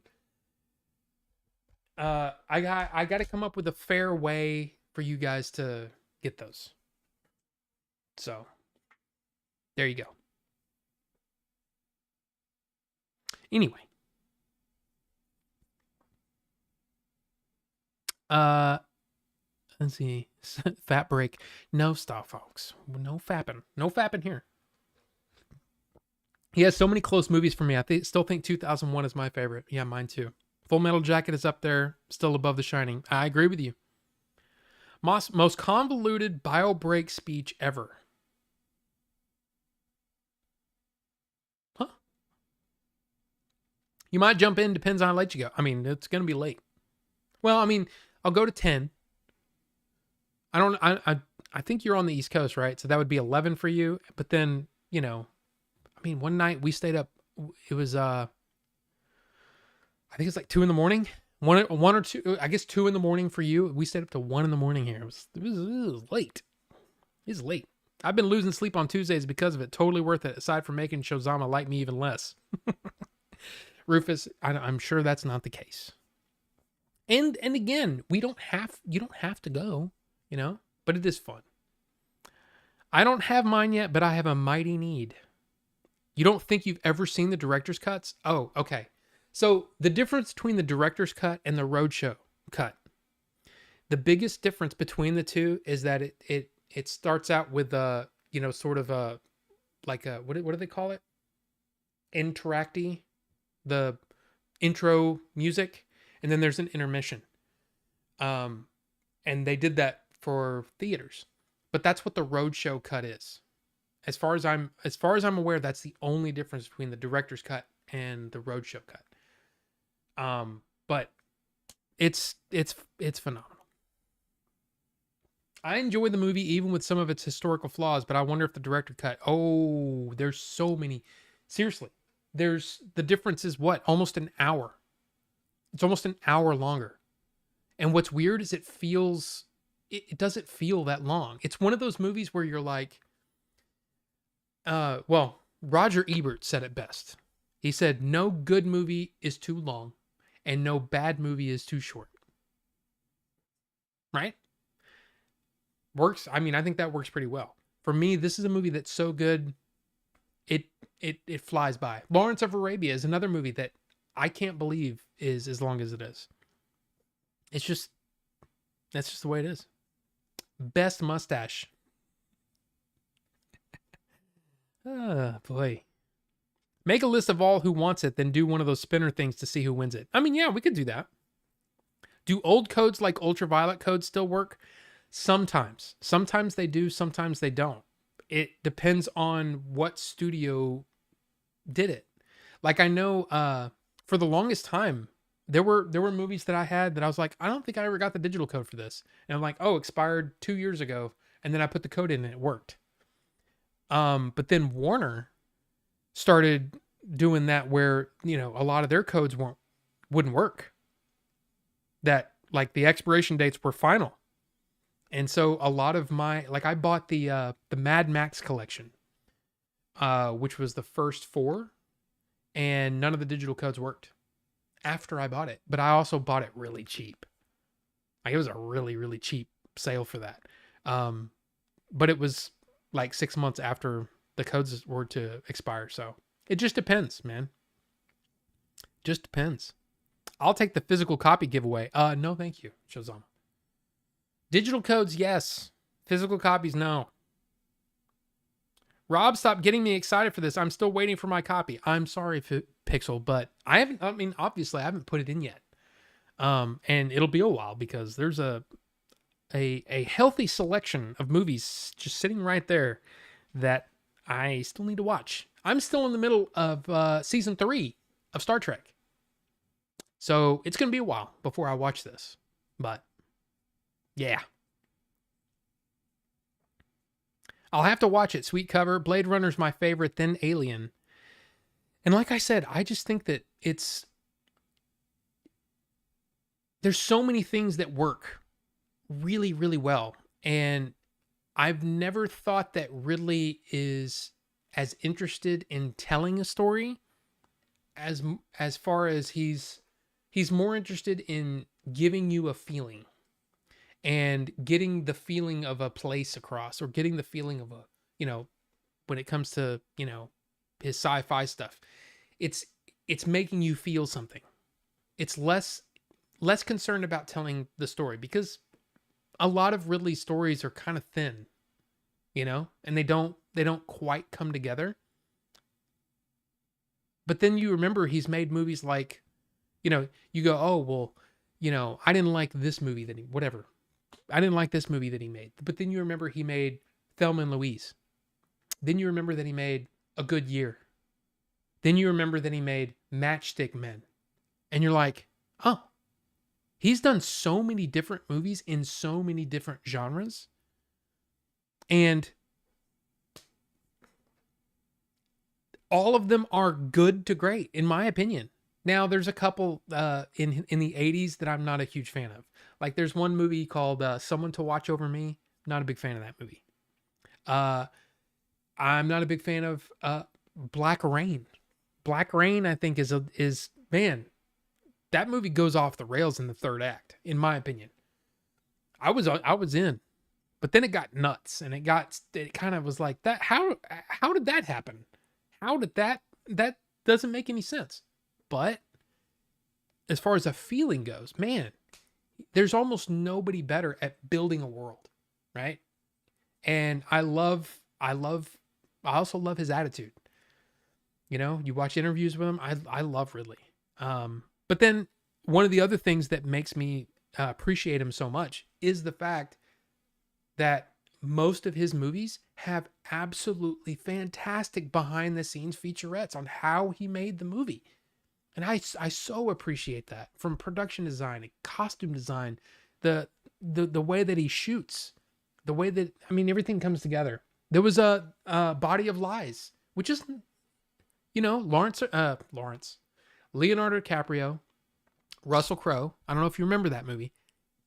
It's not great, but on the Blu-ray, there's a special feature showing him how he edits. And it was fascinating. And I'm like, this is awesome. I love this. I mean, I love that stuff.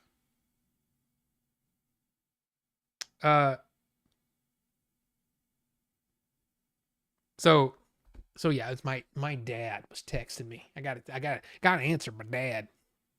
But anyway, there's many reasons why Ridley's I'm just going to say it. He's my favorite director.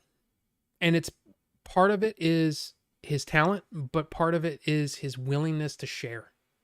And he doesn't hide behind, oh, well, it's the magic of movies, and, you know, a magician never tells his secrets. I'm like, dude, come on, man. Like Spielberg doesn't.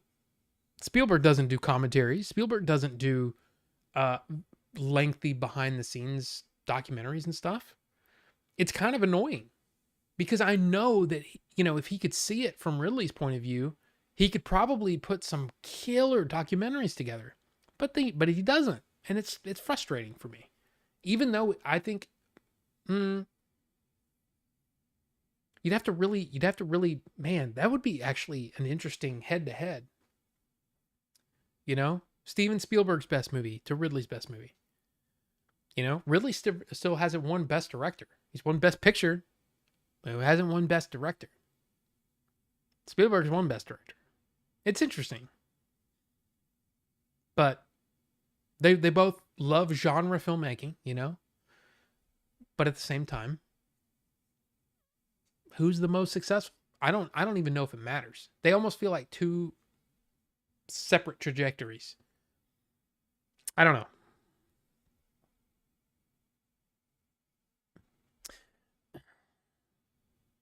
Sorry. Dad's going to leave me alone because he knows I'm streaming.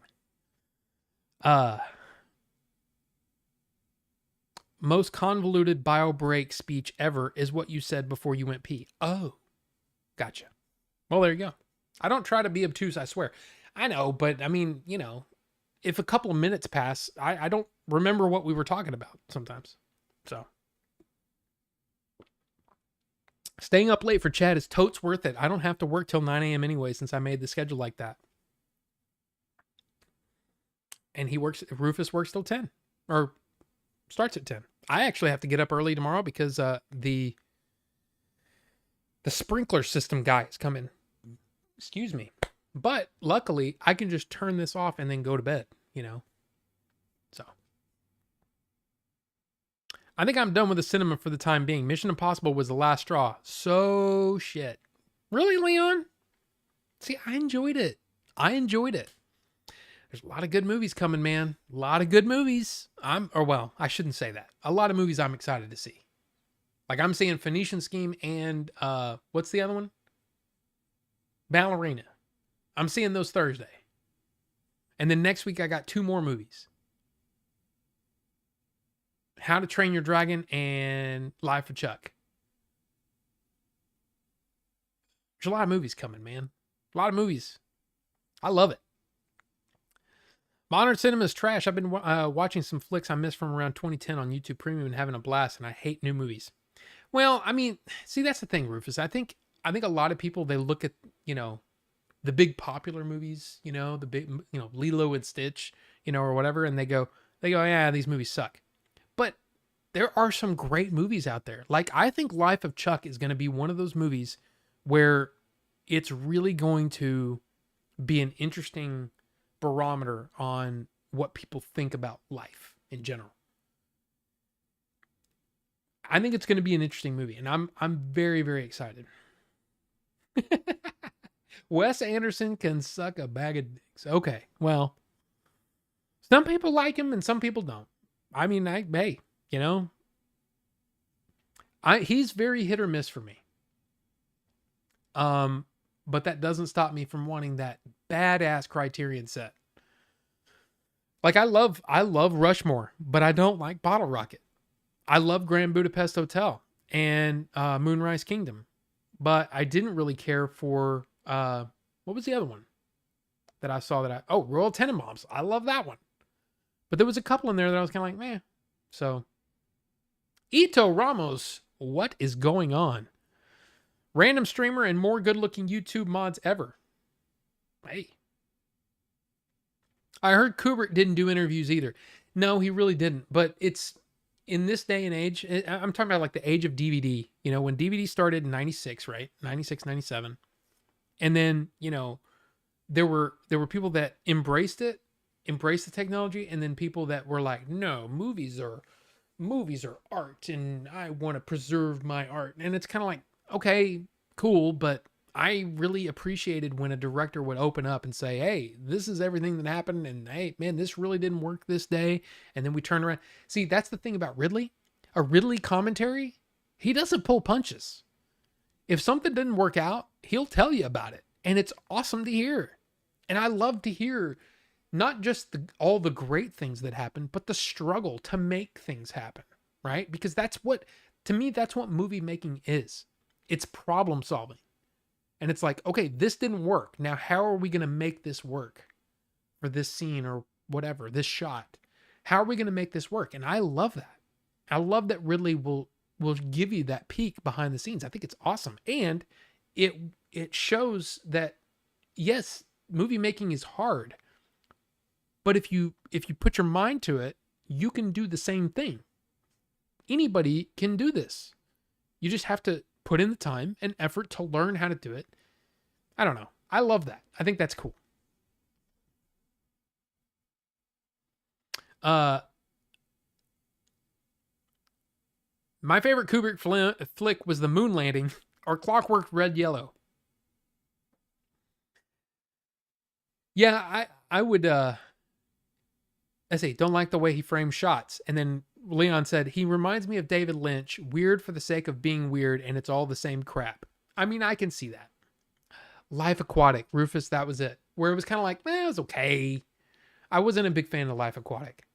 But I totally get that. I totally get that. But again, Grand Budapest Hotel I love that movie. I think it's so good. In fact, that is my favorite Wes Anderson movie. It used to be Rushmore. Because I loved Rushmore. Grand Budapest, I love so much. So I totally get it when people say, oh yeah, I don't vibe with Wes Anderson. And I kind of wish that Wes Anderson would, say, okay, I do this thing and I do it really, really well. Okay, you've proven that you can do that really well. Now do some interesting things. And he keeps making these odd movies. Like I still haven't seen Asteroid City, the one that came out last year. Last year? Year before? Whenever it was. I didn't see that one. But I still think that they're interesting, and sometimes that's enough. I don't know. But then again, I watch a ton of movies, so.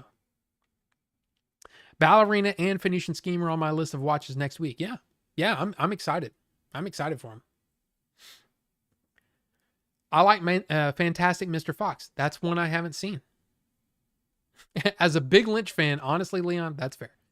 Yeah, and Lynch's, I've said it before. I bought that Twin Peaks set from Z to A, which I failed to mention earlier. That is back on sale on Amazon. If you're interested in that big freaking set and it has all of Twin Peaks, including the movie and the newer series. And I think there's certain episodes that are in 4K on that set. It's actually on sale right now on Amazon. I think they're back in stock. So if you're interested, there you go.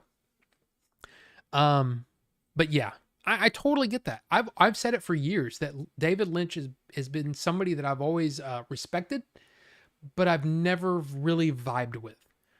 I just, it's almost like, okay, a great example is Lost Highway. Didn't I buy that? I think I bought Lost Highway. In the middle of the movie, there's an actor that changes, I'm sorry, there's a character that changes actors in the middle of the movie. And you're like, what? Why? That's what happened. So, yeah, I totally get that. Weird for the sake of being weird. But again, sometimes, at least for me, and it's probably why I appreciate a lot of the Ridley Scott movies that other people don't, is because I'm more about the vibe. And sometimes, even if the story isn't working, sometimes the vibe will push me over the edge. Like Prometheus is a movie that I don't think 100% works, but there are things about that movie that I love so much that it overshadows the faults that the movie has. But I mean, I understand if you can't get into it. I'm a bigger Michael Cera fan than he deserves, so I actually do plan on watching The Phoenician. Yeah, there you go, Rufus. Wes Anderson flicks insist upon themselves. I mean, that is true. That is true. Was here 5 minutes before starting, went to sleep for almost 2 hours by accident. Well, Ninjinzu, that's okay. But thank you for being here anyway. I appreciate it. I think the Z to A set has more than all the other specialty sets that Twin Peaks has released over the years, like the Gold set and a couple others. It has the main series, Fire Walk with Me, etc., and the new series too. So it's, as far as I know, it's everything Twin Peaks. And I have not watched a single minute of Twin Peaks. But it's one of those things where I know that David Lynch he's polarizing, right? There's some people that love him and some people that can't stand him. But I'm one of those people that, even though nothing has vibed with me yet, I'm wondering if there's what do you call it? Like almost like a Rosetta Stone kind of entry point where it'll make me go, oh, I get it. And then all the other movies will make sense too. That's probably not what's going to happen. I'm probably going to be confused, and it's probably going to take me a long time to get through that set. But I'm committed to watching it. So I'm going to do it. So take that. Oh, you know what? We never ended the freaking poll. Strawberry won, guys. Strawberry won. So, with 44% of the vote, Strawberry won. Strawberry cream. So, while we get caught up in chat, why don't we try this freaking liquid? Let me turn this on. Again, that's the setup it's going on right there. Beautiful wick job. And you know what this means. We gotta go off the nuck. We gotta go off the nuck and see.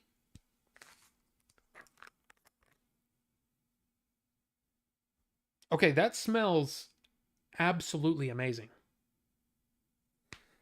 So we'll see. You can see it.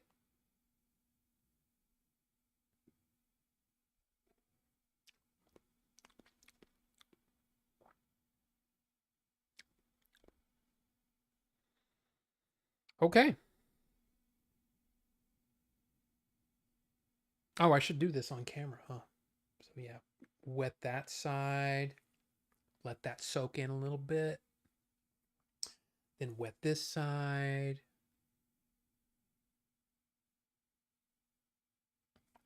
Let that soak in.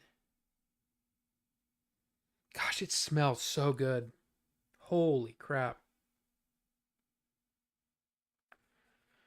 There's you know how like when you,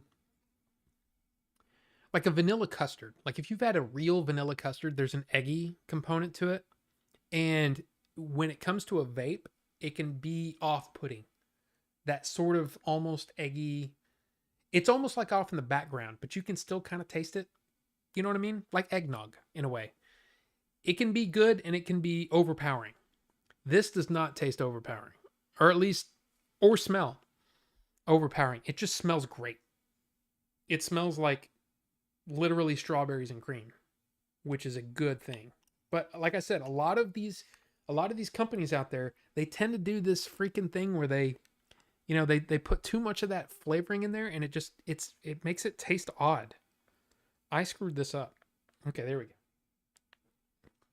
Let me see. Let's see. I should rewatch all the Wes Anderson movies. Rushmore was one of my favorite watches in the theater. Plus, had a great time with my buddy watching Mission Impossible: The Final Reckoning. Yeah, see, there you go. Shozama, me and Shozama are completely polar opposites of Leon when it comes to Mission Impossible. I loved Final Reckoning. I had a great time with it. Leon hated it. I mean, that's just the way art goes. You know, some people it'll work for and some people it won't. And I also love Rushmore. And for some reason, I've always waited to buy them. And now I'm really glad that I did. Because I really want that Criterion set. And when that goes on sale, I will be buying it. No question. When it goes on sale. Because at full price, $400? No. But for $250? Did I check out the French Dispatch? I did not. That's one that I just have never gotten around to see. Eraserhead is the best, and it was his first, so he fell off, honestly. Really? See, I thought Elephant Man. That's a David Lynch movie that I really like. But it's very different than his other movies. All right. Strawberries and cream, you guys picked it. Let's try it. Not Gary. Welcome, sir. Good to see you.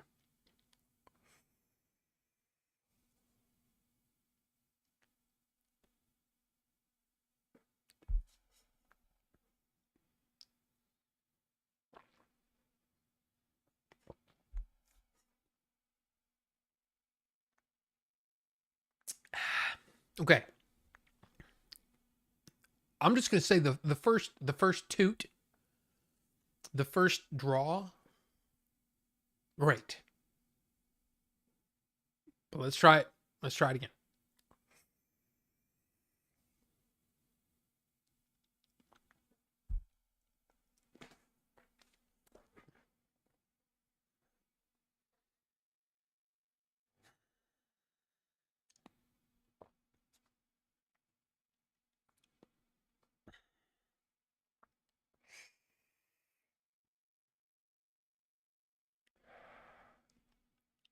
Okay.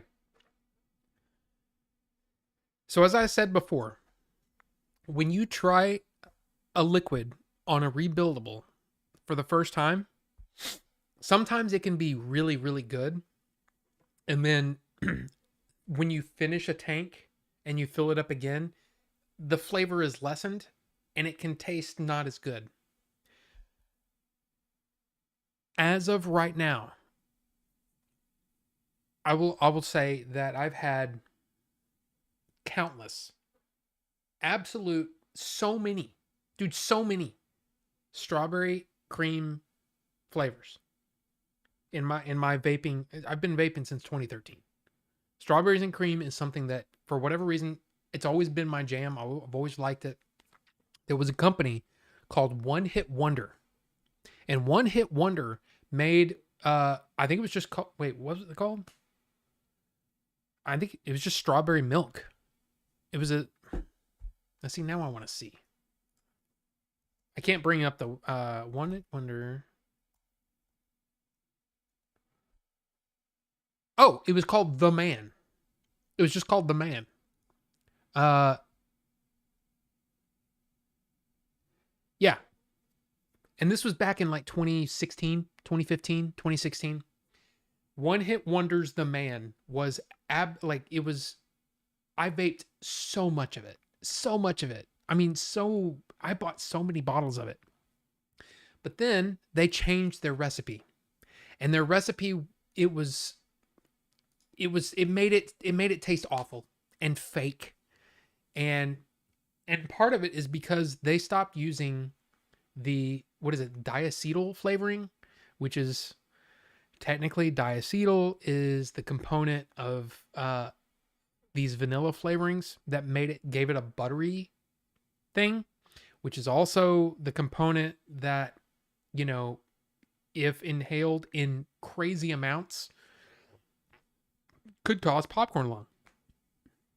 Now, the flavoring amount that was in those vanilla flavorings was so minute that you would have to breathe nothing but e-liquid for like a month to get what one person working in a popcorn factory was getting in a day, and that's what caused them popcorn lung. It's because they were breathing this crap all day long.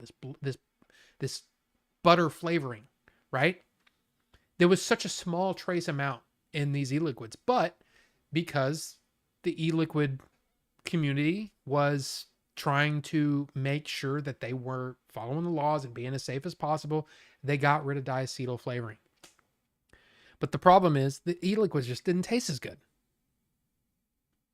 And ever since, I've been looking for a good strawberry cream flavor. This is the best strawberry cream flavor I've had since back 2017, 2018, whatever. Whenever the man stopped being the liquid. So, I mean, I hate to throw you at the Discord, but I can't give you any information on this other than Twisted Timmy strawberry cream. I would highly recommend it if you're into strawberry cream, because this reminds me of that. I love it. It's so great.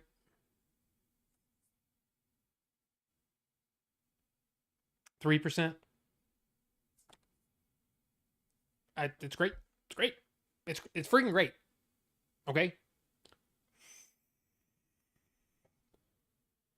Which makes me really excited for these too, because I love a good vanilla custard. So just original, I mean, that could be great. The cappuccino. Dude, I'm trying to, in my head, I'm removing the strawberry from this. The creamy flavor that it has mixed with cappuccino. Oh my gosh, this could be that these could be like what Grim Green over there on his channel calls legacy liquids. Liquids that you have to keep in stock. You have to keep an extra bottle because you don't want to run out ever. You know what I mean? That's how good this is. This is really, really good. So, highly recommend it. Now, Derek says that he liked the OG Dune. 1984 Dune. Kyle MacLachlan. Sting. Patrick Stewart is in it. I just can't get along with that movie. It just doesn't work for me.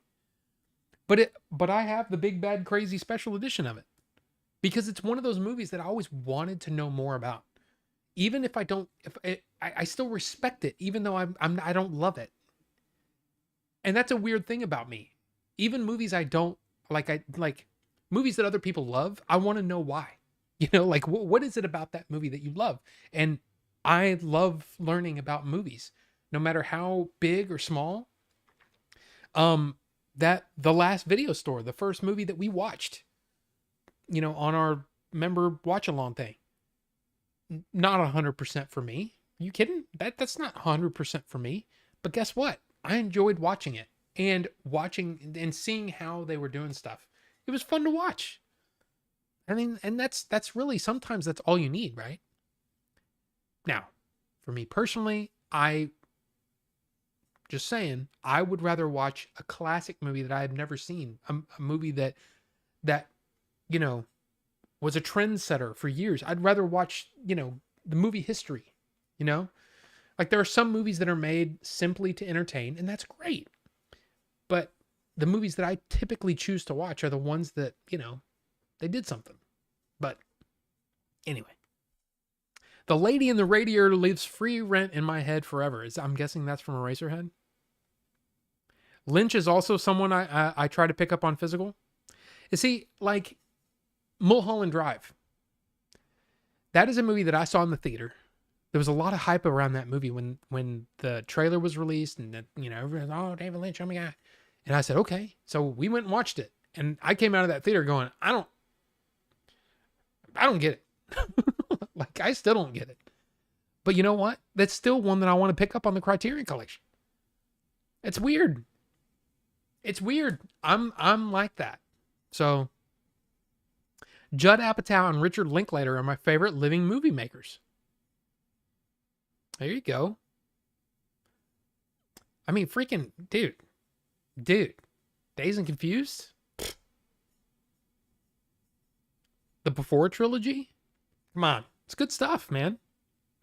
Dead Reckoning was pretty good, but Final sucked massive. See, I mean, there you go. See, I really enjoyed it. It's wild to me how much you managed to produce with a 3-second draw. Well, I mean, again, this is 75 watts on a 0.18. It's a pretty low build, dual coil, 75 watts. I mean, you can get a lot out of that. And I'm barely really trying. Let's see.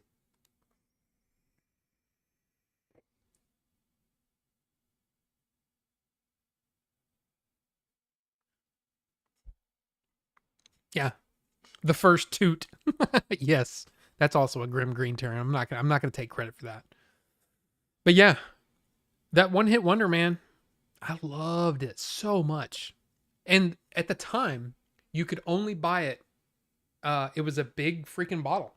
It was 180 mils. And this was back in the days when I think 30 mils were pretty much the standard. 30 mil bottles.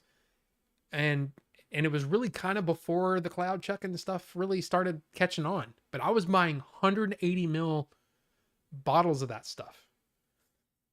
And vaping the crap out of it. Man, I loved it back. And then they came out with Rocket Man, which was a blueberry yogurt, which I loved. And then they changed that. I actually have a what do you call it? What do you call it? Recipe. I have a recipe for a blueberry yogurt that I will make from time to time, but lately I've just been making my acai and it's making me happy. So yeah, my acai flavors. In fact, here. Let's see if I can find it and show it. Recipes. There you go. This is what I vape most of the time. Like that's my go-to. I always have a bottle of this going. So a little, look at the percentage over on the right. There's a lot of numbers there. But if you look at the number over on the right, you can kind of see, okay, the most is Greek yogurt. But then you've got the acai berry, and you've got a little bit of honeycomb, a little bit of sweet strawberry, and then a 0.5% of black currant. It basically, it brings up everything. And black currant is basically like a black grape. Just brings it up a little bit. And then you got a little bit of sweetener in it. 1% sweetener.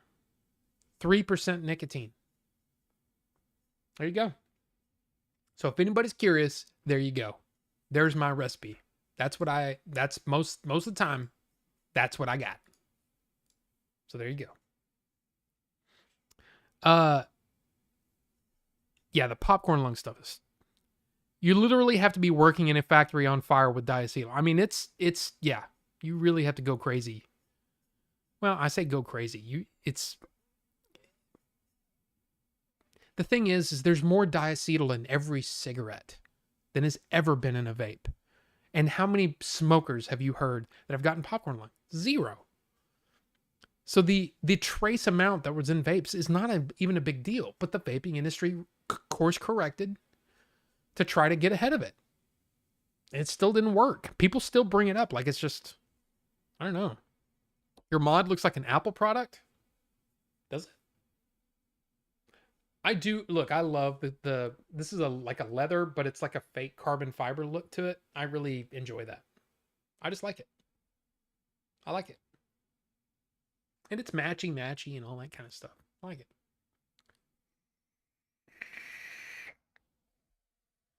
Yes. Sir Patrick Stewart. I'm sorry. I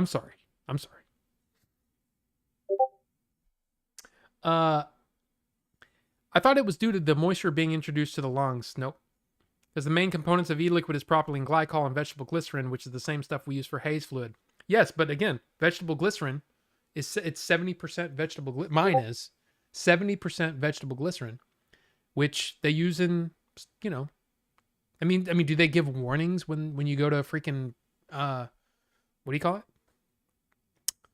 What do you call it? Jousting and sword fighting. No, they don't. And they fill that place with smoke. Medieval times. So yeah, it's not that.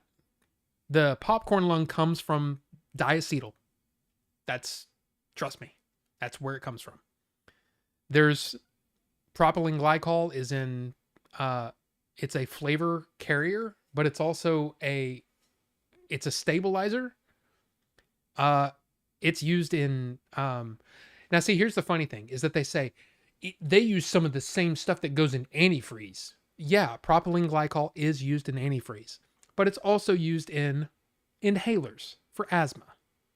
If you look at if you look at it, it's in inhalers. So I think we're okay there. Vegetable glycerin is, now some people have, I will freely admit that there are some people that will have a sensitivity to one or more of the components that are in an e-cigarette. So those people can't use them. I guess fortunately for me, I don't have any problems with any of those. And I've been vaping pretty much nonstop since 2013. And I haven't had a lung problem. So I need to shut up. He's behind. It's okay. 75 watts, child's play. Well, I mean, not everybody has a 400 watt device like you, Stop Fox, okay? That's just the way it is. Rob is the Michelin man, but made of vape clouds. You need a bottle of that acai? Well, I mean, it's good stuff. It's good stuff.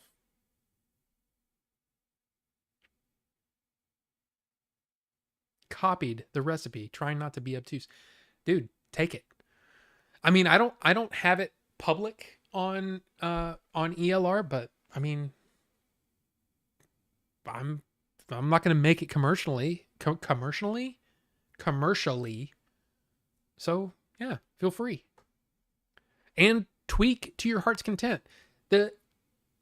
What I did the last bottle I made, the acai is like here and the strawberries here, and I'm like, I can barely taste the strawberry. I kind of feel like I need a little more strawberry. So I did this, and it threw off the balance. So that is to me, that is my take on this liquid, which was, this is the what do you call it? The commercially made liquid that I vape the most. And this is a 6 milligram, which is why I still have it, and which is why I didn't vape it all, because it's too much nicotine. But look at how dark it is now. It looks like, this used to look like, well, I don't have any liquid in here.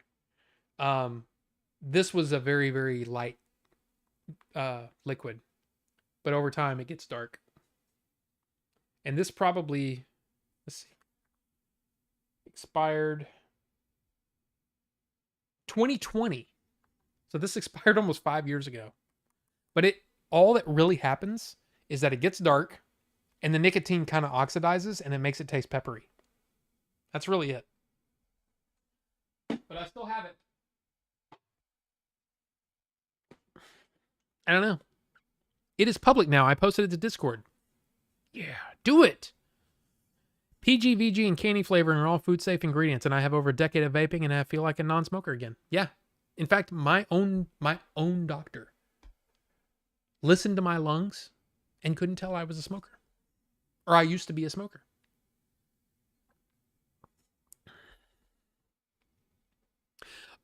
Absolutely, Ninjitsu. But that's the thing. THC carts are like a separate thing. Vaping nicotine is over here. THC carts use oils. These are not oils. Vegetable glycerin is not an oil. Oil doesn't vaporize in the same way that glycerin and propylene glycol do. So it's a completely different thing.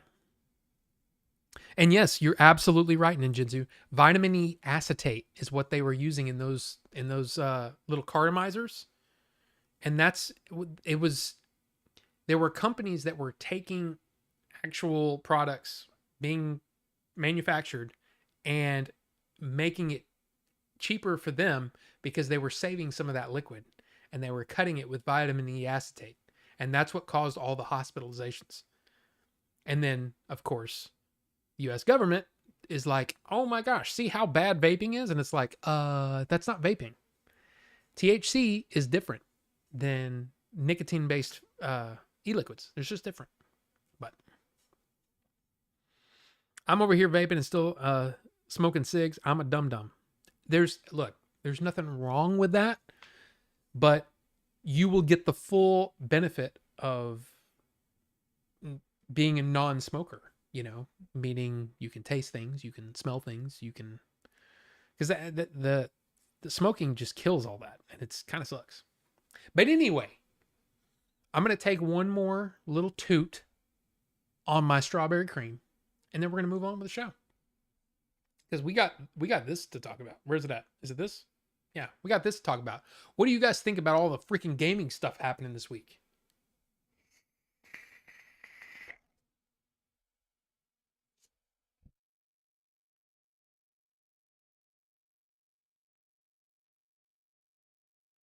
Right, Ninjinzu, but that's technically not vaping.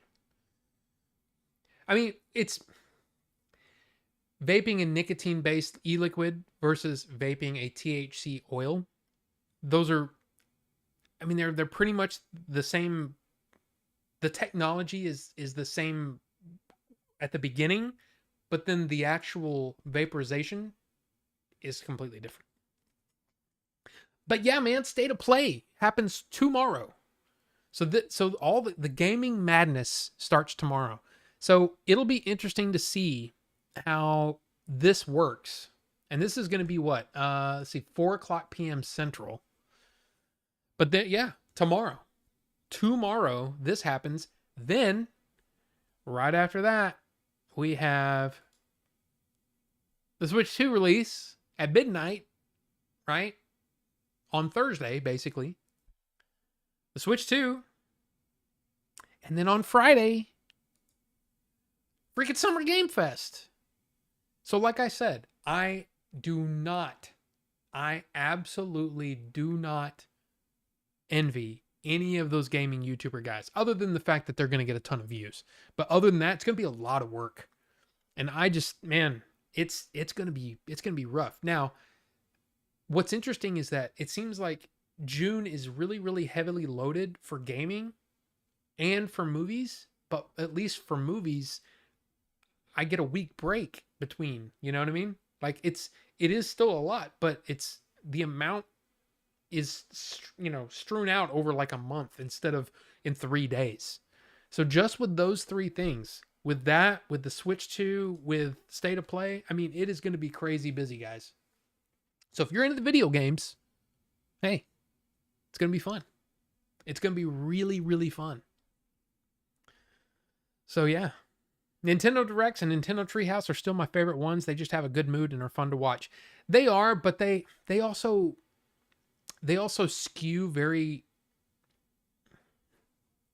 I was going to say they skew young, and that doesn't really matter to me. But it's usually like the number of games that I'm like, to me, of those, okay, of the State of Play, Nintendo Direct, and like the Summer Game Fest or the Game Awards, right? The Jeff Keighley stuff. For me, it's the Jeff Keighley stuff that I usually find quite a bit that I'm like, I'm really interested in trying out or whatever, or at least noting down like on a notepad and go, oh, okay, yeah, I want to check that out when it comes out, whenever, right? I enjoy that. The Nintendo Directs are real hit and miss for me. They can be, they're not bad to watch, but there's usually only like a couple of games that I'm interested in, unless, they're talking about Metroid or Legend of Zelda, in which case I'm over the moon and really excited and, possibly peeing myself. State of Play is somewhere in between those. Usually State of Play has a few things that I'm like, yeah, I'm interested in that. But, and then we've got, isn't there an Xbox thing coming too? So it's like, which is really just turning into Game Pass stuff. Like, it seems like they don't even care about selling their hardware anymore. But I still have my Game Pass. So, I mean, I was playing, what was I? Oh, I played Battlefront 2 the other day for about 20 minutes. And then I got irritated and was like, yep, now I remember why I don't play this game anymore. Because I cannot stand being spawn camped by heroes that I have no chance to kill. Yeah, not fun anymore. So, yeah, Battlefront 2. Yeah. I haven't been getting into the gaming news, been moving, just settled in today. That James Bond game announcement had me hyped. I mean, sure. We'll see what it's like, though. That's the thing, is like, you can do a James Bond game in many different ways.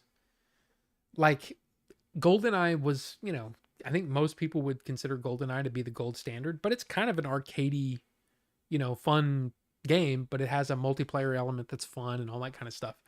But man, you get too involved in stuff and it can be, I don't know. We'll see. We'll see. My game of the year's already come out, Expedition 33. Yeah, I definitely want to play that. Like, I definitely want to play it. And in fact, I haven't loaded it up yet. But it's definitely on my list. And let's be honest, man. The Switch 2, we've talked about this. The only game that I'm really interested in trying out is Breath of the Wild, which, I guess, spoiler alert, Friday, if everything comes together, maybe stream a little bit on Friday. Try it out, test it out, maybe a little bit. I don't know. We'll see. But it'll be in the evening. I just don't know when exactly yet. But you know, stay tuned on the old Discord if you're interested. But yeah, that's the only game I'm really like. Mario Kart World. Yeah, I'd like to try it out, but I've never been into Mario Kart that much, or like I tried Forza and was kind of like, oh yeah, that looks amazing, but what else we got? You know what I mean? That's kind of how I am with racing games. It's just not my thing. I like single player experiences, which is why Claire Expedition 33 mastication persona whatever thing is really interesting to me. I don't even, whatever it's called, Claire Obscura. I can't remember the whole freaking name. I'm not French and I haven't played the game yet, so get off my back. 007 Everything or Nothing was so dope. PS2. Yeah, PS2 I didn't play a lot. I didn't have a lot of PS2 games, so I never played that. Like I think the last game of that generation that I remember really being into for, you know, like still a short amount of time. I was into Rogue Squadron, Star Wars, right? But I also really like Perfect Dark. And after Perfect Dark, I kind of really didn't play a whole lot. So the amount of times I played through just for the motorcycle mission. Hope the new game's better than Hitman. Same developer, right? So actually, I think Hitman's kind of neat. Like, I've watched gameplay of it, and I think, man, that's really fun to watch. Not a game I want to play, but it looks great. So we'll see.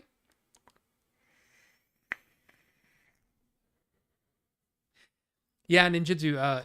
The James Bond game could be really great. Oh, I guess I could have done that. I didn't even think. Uh-oh.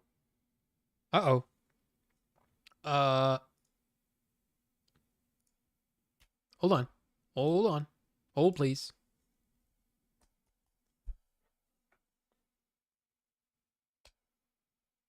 And oh, you can't really see it. Holy crap, it's coming. Let's see, what does it show? Oh yeah. Okay, so pretty much like in the next 20 minutes. Okay then. So rain is here. So yeah, I'm excited. I'm excited for all of it. I mean, of course, the Switch 2 is going to be fun. It's going to be fun to get set up and all that kind of stuff. It's going to be fun to, you know, to mess with and all that. But I mean, the Expedition 33 is, especially, man, after hearing Leon talk about it, it just kind of made me go, yeah, I need to try that game out. I don't know if it's going to be for me. That might be one that I have to just sit and watch. I don't know. But we'll see. Movies on sale right now. A lot of movies. A lot of movies. I mean, again, if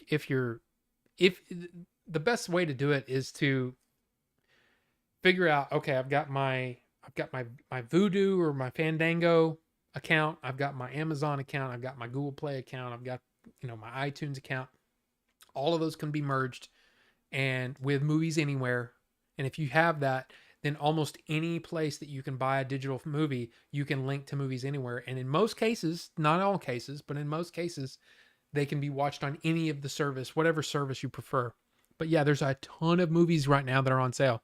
I mean, Oppenheimer for $7.99, Nosferatu $7.99. Look at that, Horizon, one of my favorite movies of last year, $4.99. Jaws for $4.99. Top Gun Maverick, dude, the first 4 Indiana Jones movies for $20. Kingdom of Heaven, as I mentioned, $4.99, $5. And over there on the left, you got, man, look, dude, look at all the movies. Look at all the movies. Dude, The Exorcist, $5. Aliens, $8. Trainspotting for $5. I mean, come on, man. There's some great deals. And yeah, Predator for $5. Ford v Ferrari for $5. Dude, I love that movie. I love that movie. It's so good. Rear Window for $5. Come on. Big Trouble in Little China, $5. Look at that. The Rambo 5 Rambo movies for $15. Who Framed Roger Rabbit for $5. Dude,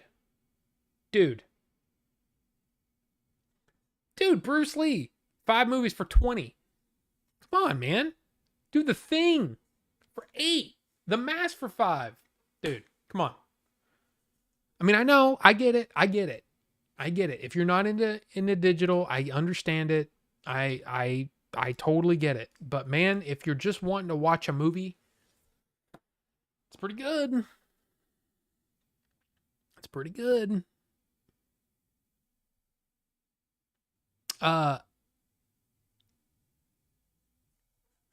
Let's see.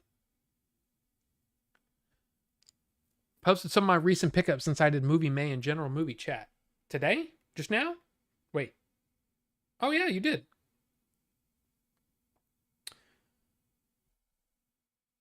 Oh yeah, well, we've definitely seen some of these. This Jim Jarmusch bundle.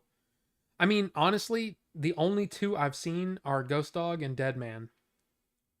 I haven't seen the others, but there's the Jim Jarmusch collection that you have there, which is good stuff. And then here's other Shozama / Max, his stuff.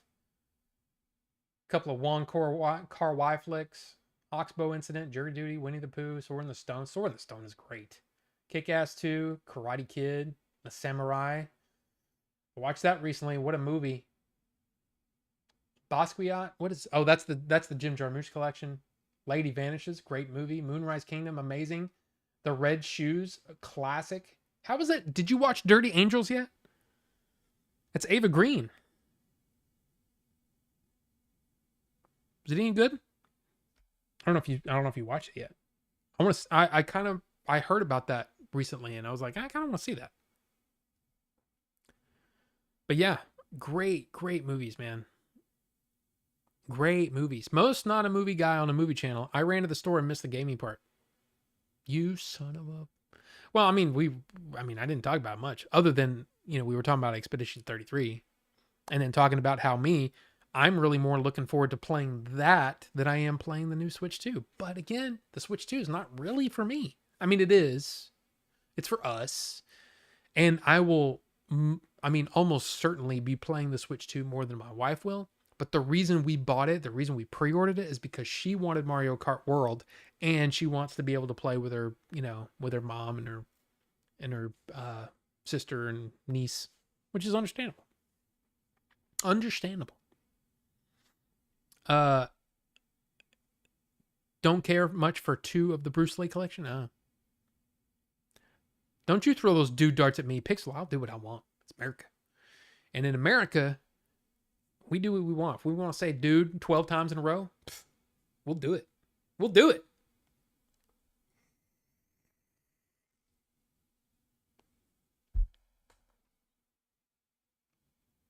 Holy crap.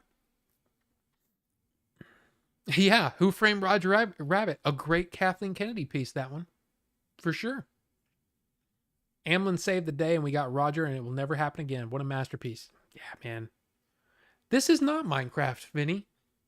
And is it kind of a bummer that Minecraft May is over? I mean, I know, I like Shozama, he's not a big Minecraft guy. I get that. I totally get it if you're not into Minecraft. Minecraft is you either really like it or you just don't care for it. But I'm one of those, man, I did not like Minecraft for a long time, but I really enjoy Minecraft May. And I'll tell you this. Watching Choco Taco over on Twitch and YouTube, watching him play through these 2 different mods, it made me want to pick up Minecraft again. One of them is, it starts with a P. And then another one, I don't know what they're called, but a couple of different mods, and it made me go, that looks like fun. But I haven't done it yet. I still need to see Dirty Angels, but got distracted with my pre-code DVD movie pickups and physical collection, as you will. You know, anytime you're like, hey, I got this set of pre-code movies, you know, from the 20s and 30s. I mean, I get it. I don't get it, but I understand. The Switch 2 is for Nintendo, not us. It's money, all money, only money, and that's obvious now more than ever. I'm done with Nintendo. I don't know about that. I mean, sure. I mean, but that's kind of like saying, you know, like, for example, and again, if you feel this way, I don't blame you. I'm just trying to point out something. When they say, well, Lilo and Stitch was just made to make money. You know, them taking a beloved animated movie and then making a live action movie out of it. That's just to make money. Yeah. That's what all movie studios want. They want to make something in the hopes that it will make money for them. That's what every movie studio does. Now, the individual directors will try to put in something artistic and all that stuff, but that's what I've always found fascinating about Hollywood. It's the intersection of creativity and absolute artistic integrity and all this stuff mixed with greed and just money, the financial side. Big Hollywood movies, you can't have one without the other, you know? And you get people like Christopher Nolan, who does what he wants on the artistic side, but can't do it without this financial backing. And then you've got Spielberg, who for a long time, you know, he was doing his artistic thing. And then he comes in and makes Jaws and goes way over budget. And everybody thinks, oh man, his career's done. And then the movie comes out and it's an absolute hit. And why is it a hit? It's because you barely see the freaking shark. I mean, that's just an amazing thing to me. The way that all works together. It's just, it's fascinating. So Nintendo saying, yeah, we're going to make this new system that's in some ways only marginally better than the previous one. But people want it. It's a bigger screen and better controllers and, you know, it's more powerful and you can do upscale to 4K and all this stuff. And for me, there's not really that killer app, you know, when the thing is coming out that I really want. And yet it's going to sell like hotcakes and it's going to make Nintendo money. And that's really the point of doing business. So I'm kind of cool with it. And I bought one. I mean, and yeah, I would be lying if I didn't tell you, or wait, I would be lying if I told you that I wasn't excited to play Breath of the Wild again in better quality. And sure, Star Fox is going to be like, I've been playing Breath of the Wild in great quality for years because I put it on my PC and I put on all these freaking digital cards, blah, blah, blah. I get that. I understand. But I'm really excited for that. What if Star Fox actually talked like that? That would be a problem. No one talks like that. Nobody says that. Nobody talks like that. Why are you so hyperbolic, Rob?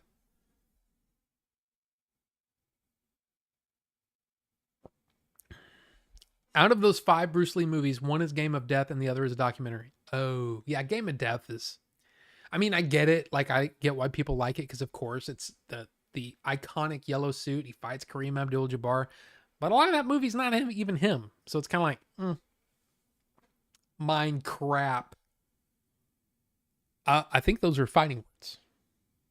Shozama. You were this close to being included in the video. I had you cut out and everything, but I couldn't think of a way to make it make sense. Are you talking to me or Shozama? If you're talking about me, I didn't deserve to be in that video. I don't deserve to be in that video. I'm not I didn't play a single second of Minecraft with you guys. That should be for the peeps. The peeps. Not for me. And I don't know. Is it weird? It's probably weird. It's probably a weird thing to think. But I always think that when I'm on someone else's thing, I'm an annoyance.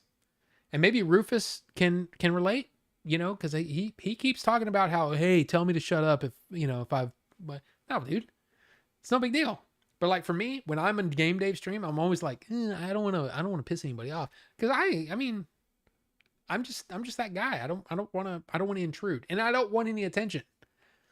I mean, I do, but I don't. Like I want to entertain people and I want to make people laugh, but I don't want people.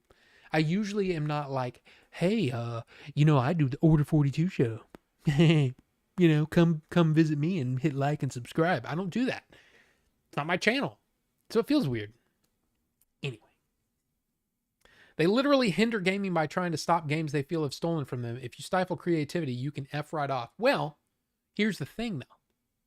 If you created a game and then suddenly people were, I don't know, modding it and giving it away for free, wouldn't you want to do something to stop that? I mean, look, hey. I mean, because to me, it's kind of like when, I used to pirate movies all the time. Like back in my 20s, early 30s. I was a king, man. I had hard drives full of movies. Watching them and going, I didn't even pay for this. And then I started really thinking, okay, wait a minute. The whole reason I was doing this to begin with is because I couldn't afford it. I can afford it now. Why am I not paying for this? That's like saying, well, that car, I can't afford it, so I'm just going to take it, whatever. And it's like, look, if you do all that stuff, it's none of my business, okay? But for me personally, it felt weird for me to steal these movies and watch these movies without paying for it, And sure, you could say, well, it's just that the greedy studio that gets it. Okay, well, I mean, rationalize it however you want. But I couldn't rationalize it anymore. So I started paying for my stuff. I stopped doing the piracy thing. And then I made a movie. I helped make a movie. I didn't make the whole movie. I helped make a movie.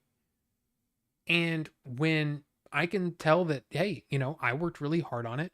Billy worked really hard on it. And then seeing people, give it away on the internet and there's nothing we can do to stop it. It feels bad. So, I don't know. I don't know. It's hard for me to rationalize any of it anymore. The only time I rationalize it is like, for example, no, I'm not going to rationalize it. No, I can't. I can't. I can't. Let's see. How dare you, Shozama, with your mind crap. Basquiat is 4K black and white and comes with original color as a bonus. I don't think my Minecraft boycott was highlighted in the summation videos. Dave looked shocked. I looked for your comment. I couldn't find it. I remember saying you were boycotting. I mean, you know, it's a thing. I've been playing it that way for years. I use modded. Rob, that voice reminded me of Droopy. I mean, I can kind of see that. I think I've done everything I can in Breath of the Wild and Tears, so they don't interest me. I haven't pre-ordered the Mario Kart one, but I don't even really like Mario Kart. I mean, again, you know, we got the Mario Kart bundle because April wants the Mario Kart bundle. And hey, that's fine. I mean, it's for the first time I'm buying a console because of her. Actually, that's not true, because we bought the Dreamcast because she wanted to play House of the Dead. And then she played it and she was like, this is kind of sucks. I'm like, yeah, it does kind of suck. These light guns are kind of poop. And then she never played it again. I kept playing it. And then most of the time, that's the way it is. She played the crap out of Battlefront 1, 2015. She played the crap out of it. She was good. She was getting good. Like being in the top, you know, top half at least, you know, she was doing pretty well. And then when Battlefront 2 came out, she was like, oh my God, I'm so excited to play this. And she quit playing for whatever. I mean, she probably got busy with work or whatever. And then she got back in there and she's like, all I do is die. And it's not fun. And I don't like the progression in Battlefront 2 is probably really good for some people, but for most, it kind of sucks. I'm just going to say it. It sucks. I think the progression in Battlefront 2 sucks because it makes you too strong. And everybody basically does the one thing that it takes to get the hero, and then they stay the hero, and then they spawn camp you. So even as a regular person or somebody that's maybe not that good at the game or hasn't unlocked everything in the world and can, you know, survive everything, you just sit there and die. That's your job in the game, is to die. And it's just like, it's not fun. It's just not fun. I could at least, even starting out, I was playing Battlefront and able to compete to a certain extent. We love the Order 42 show over here. Ninjinzu, thank you so much for that. Man, you guys have been incredibly generous tonight. Thank you. Thank you so much. I appreciate that. And you know, that's good to hear. It's good to hear that you guys enjoy the show. Even though, you know, it's just me going, you know. Like and subscribe. Exactly. My coworker Matt says he thinks the thing that he respects about me the most is that I'm harder on myself than anybody else. I make myself cry when I yell at myself when I'm on acid. It's a mess. Wow, Rufus. Rob's mocking voice does sound like Droopy sometime in it. We are getting up Buc-ee's. It's like 3 hours from me in the South in Virginia. Okay. Yeah, Buc-ee's, dude. I'm lucky, man. I got a Buc-ee's like 25 minutes away from me or something like that. I don't remember how long it takes to get there. It's not that far. And it is great. If I want freaking beaver nuggets, I can go get me some beaver nuggets. And they are good. Basically, like soft maple corn pops. Basically, they're awesome. Awesome. Night one, a bit 19 minutes. Not as shocked as I thought. Yeah. People are giving the movie away. The F who, we can find out their local PD and have them charged. I've done it to YouTubers. No reason we can't for whoever's sharing it unless it's P2P. Well, that's the thing. This is years ago. When the first digital codes went out, people started putting it online.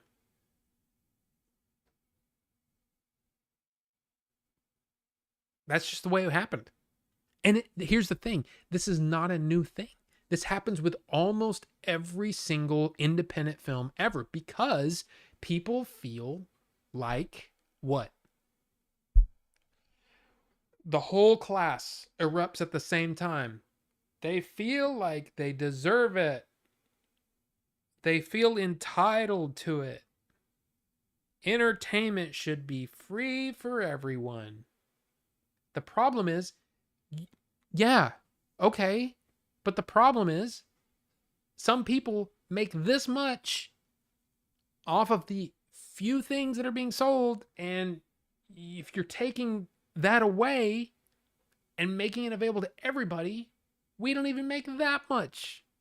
So it's just, it's a bummer. It's a bummer.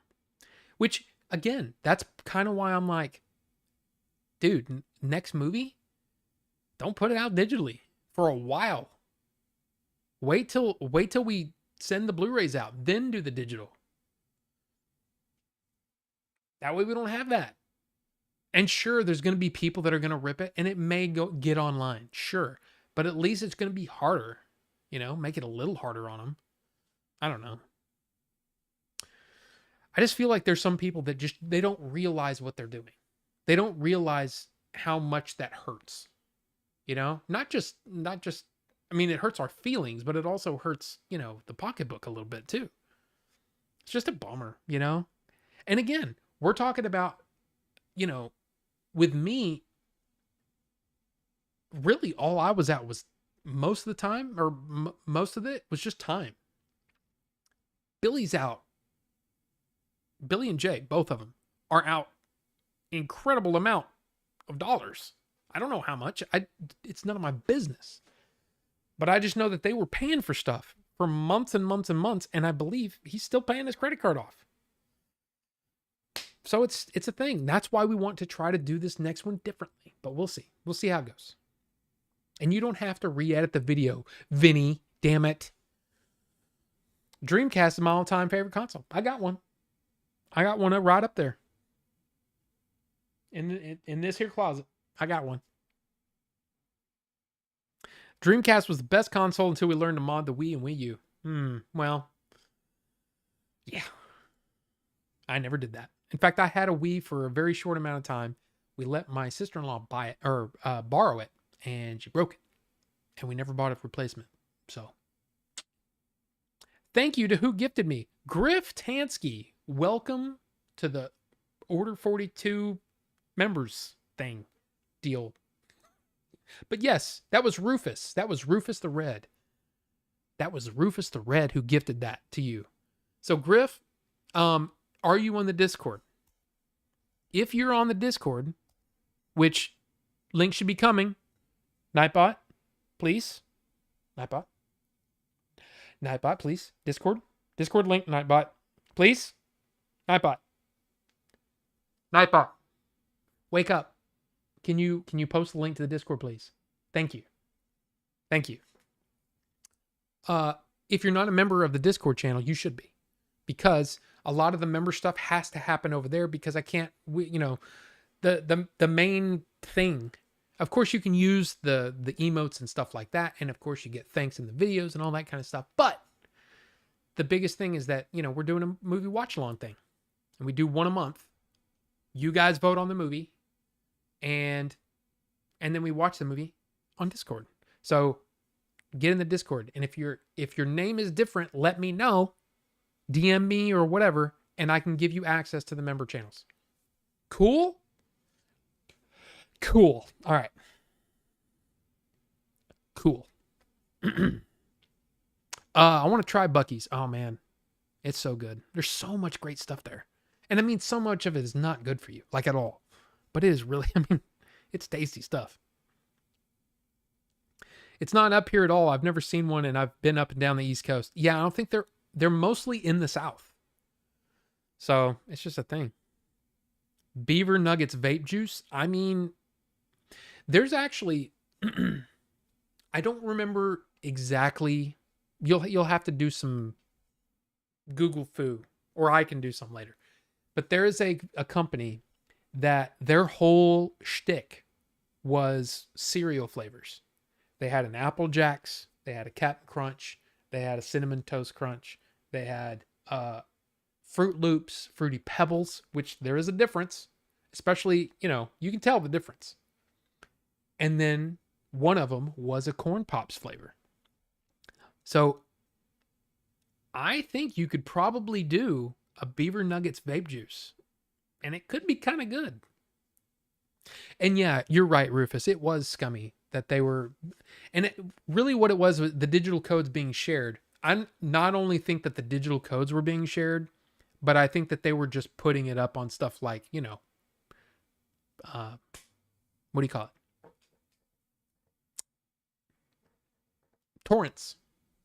In fact, I wouldn't be surprised. Let me see. Okay, you couldn't hear that, but that was something really fast going past my window on my street. I'm just curious.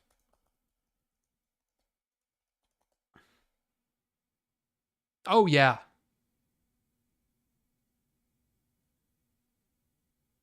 Wow. There's not a whole lot of there's not a lot of Cedars, but Adventures in Game Chasing is on Pirate Bay. So it's a thing. It's just, there's nothing we can do about it. There's no way. When your bud what the when your bud falls on your girl's dirty draws, Beaver Nooks. Do I hear rain through your microphone? Probably not. The only thing that you might hear is maybe some wind noise, but I can't hear the rain, so my guess would be no. And I have that what do you call it, the noise filter thing. So it should isolate my voice pretty well. Anybody who was going to pirate it wasn't going to buy it anyway. But again, Rufus, that's not the point. That's not the point. Why should you enjoy entertainment that you didn't purchase? Well, I wasn't going to buy it anyway. Then you don't get to watch it. That's the thing where, for me, that's what I used to say. And then I started to realize, so I shouldn't be able to watch it. I shouldn't be able to listen to an album that I didn't purchase. Well, I wouldn't have bought it anyway. Well, then there's no point in you listening to it, is there? There's no point in you even enjoying it. In any, knocking over stuff. In any respect. Because you didn't pay for it. So it's just one of those things. Look, again, I'm not going to rationalize for anybody. But for me, once I realized that, and once I started to really think about it, I was like, yeah, that's not right. That's not right. It's not right for me to do anymore. I'm on it both my Wii and Wii U, but still play my Dreamcast more. Whoa. You are what, Vinny? I don't know. I don't know why. Every now and then I'll just look at a comment and go, you know what? That deserves some stank. I don't know. Love that folks get emails when we gift memberships. It's like, hey, get in here. Yeah, that's cool. That is cool. It also gives you access to Rob's OnlyFans. Oh, snap. I just want to point out also coming this week, just for a couple of things. Hey, just a couple of things. A couple of things you might be interested in. Hey, Dogma. If you want to see it in theaters, you can watch it in theaters this weekend. Of course, we talked about the Phoenician Scheme. Some people don't want to see it, and that's fine. Don't watch it, and don't watch my review. In fact, you know what? Just because you don't want to watch it, you should watch my review. In fact, you should put my review on repeat and like and subscribe. Anyway, I'm just kidding. Don't watch it if you want. And of course, Ballerina. That's also coming out this weekend. Also on streaming, if you're so inclined, on Amazon Prime, The Accountant 2. You can watch it this weekend. And of course, the big one, which I didn't even realize it was this soon. We are going to be able to watch Predator, Killer of Killers. Now again, there's some people that are going to look at that and say, I don't like the animation style. I get it. Totally get it. But I'm going to watch it. And I might do a review. If it's good enough, I might review it. So, I don't know. We'll see. We'll see what happens. So there you go. I just wanted to bring that up for those of you who stayed this long into the stream. Those are the things happening this weekend, other than all the gaming stuff. So there you go. Leon with the bangers. Orange, lemon, and lime is Fruit Loops. Fruity Pebbles is just lemon cereal. I mean, pretty much. But I'm not a huge. I stopped liking those a long time ago. I don't. Maybe I realized that subconsciously. I never really thought about it until I started reading reading recipes, and I'm like, oh, that is what it is. Not going to be in the hangout later. My PC setup is in pieces at the moment. Getting to set it up. I'm going to set it up tomorrow. Anyway, Ninjinzu, that's fine. I appreciate you. Thank you so much for the support. In fact, everybody, if you're just here, I appreciate you. But if you've given other stuff, if you've given, like Rufus, given memberships to people, or signing up for a membership, or whatever, do whatever. You're here. You're part of it. Thank you. People dropping freaking what? Wait, was that Rufus that did the sticker too? You guys are too kind, and I appreciate it. Weird that they pirate an independent film. That's some hater shit. But that's the thing. It's not just Thunder. It's not just adventures. Okay? It's any movie, anything that somebody sees a trailer and they want to see it, they will find a way to pirate it, and they will put it on the internet for others to get. That's just the way the world works. Doesn't matter. And you want to know why some people in the artist community, they go, oh, AI is going to take over? All right. They just throw their hands up because it's like, we're barely getting paid for this crap anyway. Now, again, you might say, well, Steven Spielberg, not just again. Okay, well, Steven Spielberg is one thing.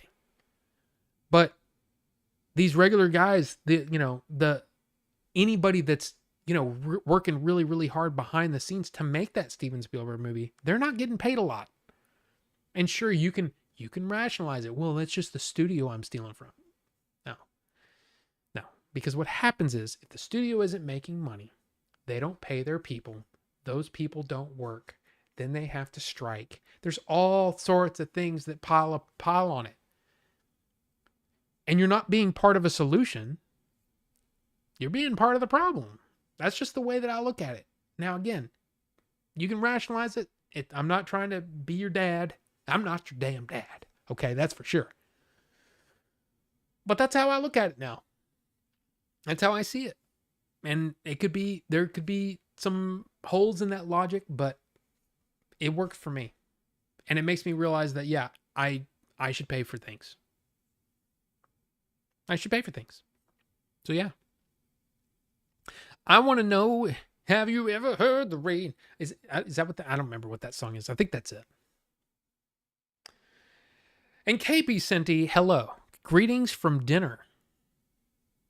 Wow, so now I feel bad. I'm trying to tell you how it works and how it affects people. Adventures, man, when I saw Adventures on, it was right after the movie got the premiere. And there were people on IMDb saying, oh, I got to see an early screening of this and it sucked. And it's like, why were you even there? Like, you should at least appreciate the work that went into it. But no, you got on IMDb and shit on it and gave it a 1 out of 10. Like, it's the absolute worst movie you've ever seen, which is not. Trust me, it's not. I don't know, man. It's like people just don't appreciate what people try to do, And sure, you can be cynical and say, oh, all Hollywood is a bunch of blah, blah, blah, blah, blah, right? Whatever. But there's a lot of people that care, and they're trying to do a great job, and they're passionate about what they do, and they put their best foot forward. It doesn't always work, but that doesn't mean that every person. So basically what I'm trying to say is that rationale is part of the reason why it's hard for me to do a bad review. It's hard for me to totally crap on a movie. Like, to me, Karate Kid Legends is not for me. That movie most of that movie did not work for me.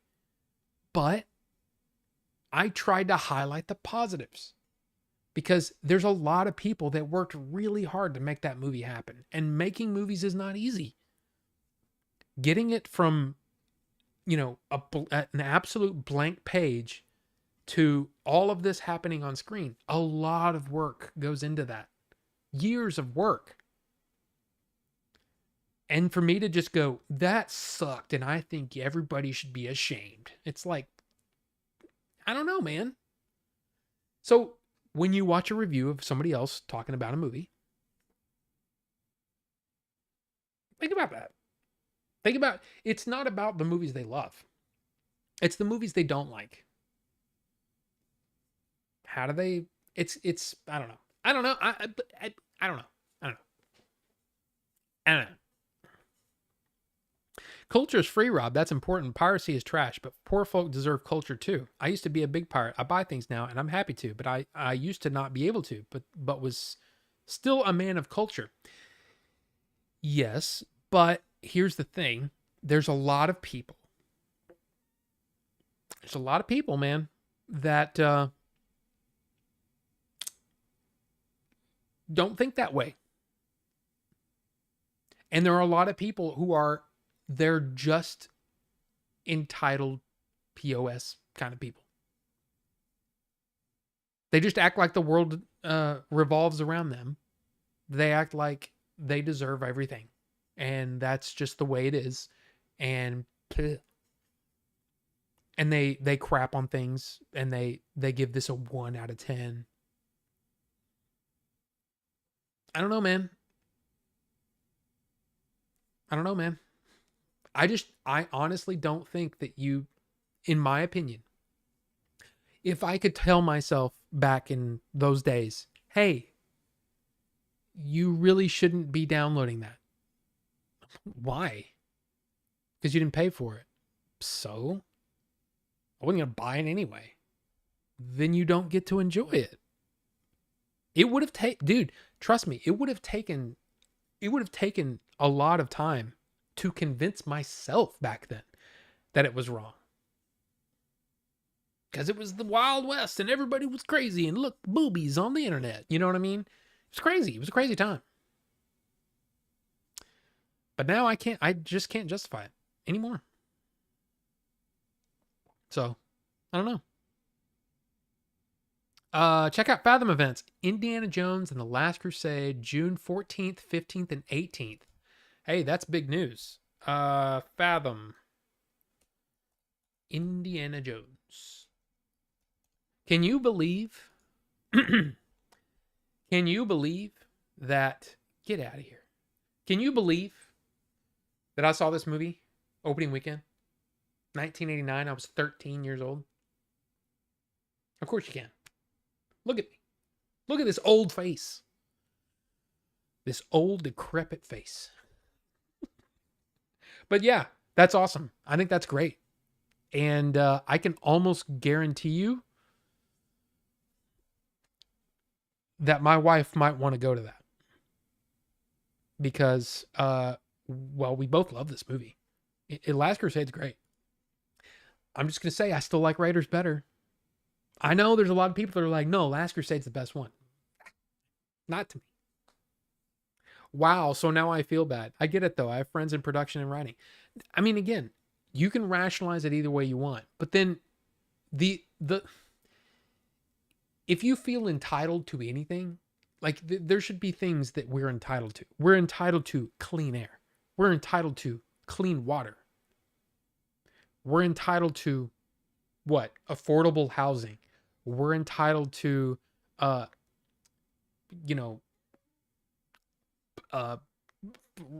good roads. I don't know. There's a lot of things that we should be entitled to. But there's somebody somewhere that doesn't get that stuff. Clean air. There's people in the world that don't have clean air. Ever. Clean water. There's plenty of places that don't have clean water. Clean food. So, you should stop thinking about entitlement and start thinking about what you can do to change that.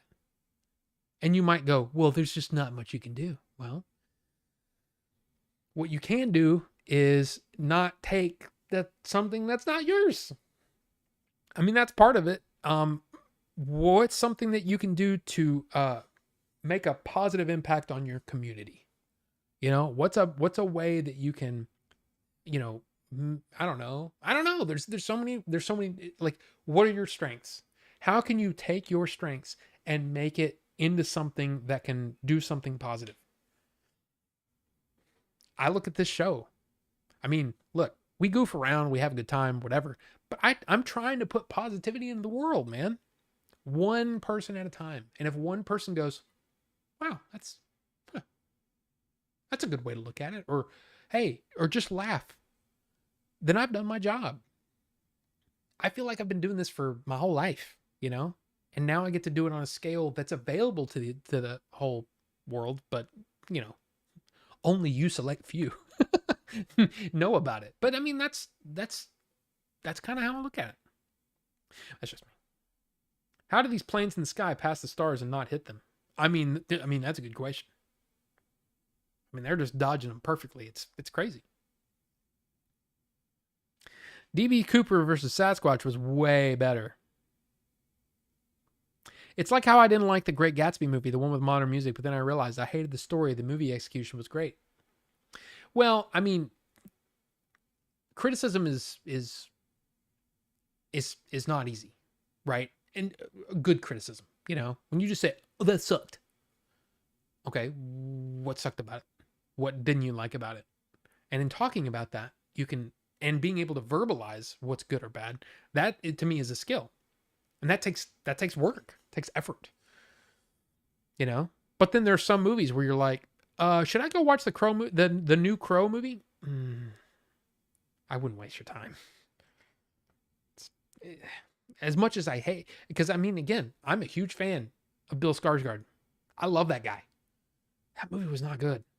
I don't even know why they did what they did. It was so frustrating. But yeah. I will stand by my previous assessment. D.B. Cooper versus Bigfoot is terrible, and the guy who made it should feel terrible. Well, I mean, you're not exactly wrong. Not Yuri. Not exactly wrong. I used to pirate not because I didn't appreciate the work, but because I couldn't find what I wanted anywhere. But even that has changed now. I've just accepted if it's not available, I won't watch it until it's available. Yeah. Can you believe in 1989 I was conceived? Wow. I need to rewatch Adventures. I was a late backer, and when it showed up, real happy. I remember arguing with someone on another Discord that was upset about the delays. It's going to take as long as it takes, and be happy for the team. Hey, I appreciate that. Free healthcare. I mean, free healthcare would be great, but we don't have that here in the U.S. of A. You may have it there, but there are drawbacks to both, right? Free Conan the Barbarian watch party on Order 42 show. I mean, I don't know about that. No, never watched The Crow 2024. Late to the party, but hey, Robin chat. Wraith, welcome. We're just about to wrap things up. We're about to wrap things up here.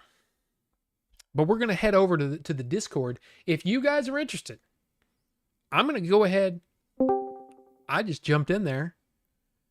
Let's do the thing, man. Let's hang out in the Discord. And you know, let's talk about some fun things. You know, instead of me ranting about piracy and stuff like that. Let's hang out and have fun. Let's see. Pop out. And there we look at there.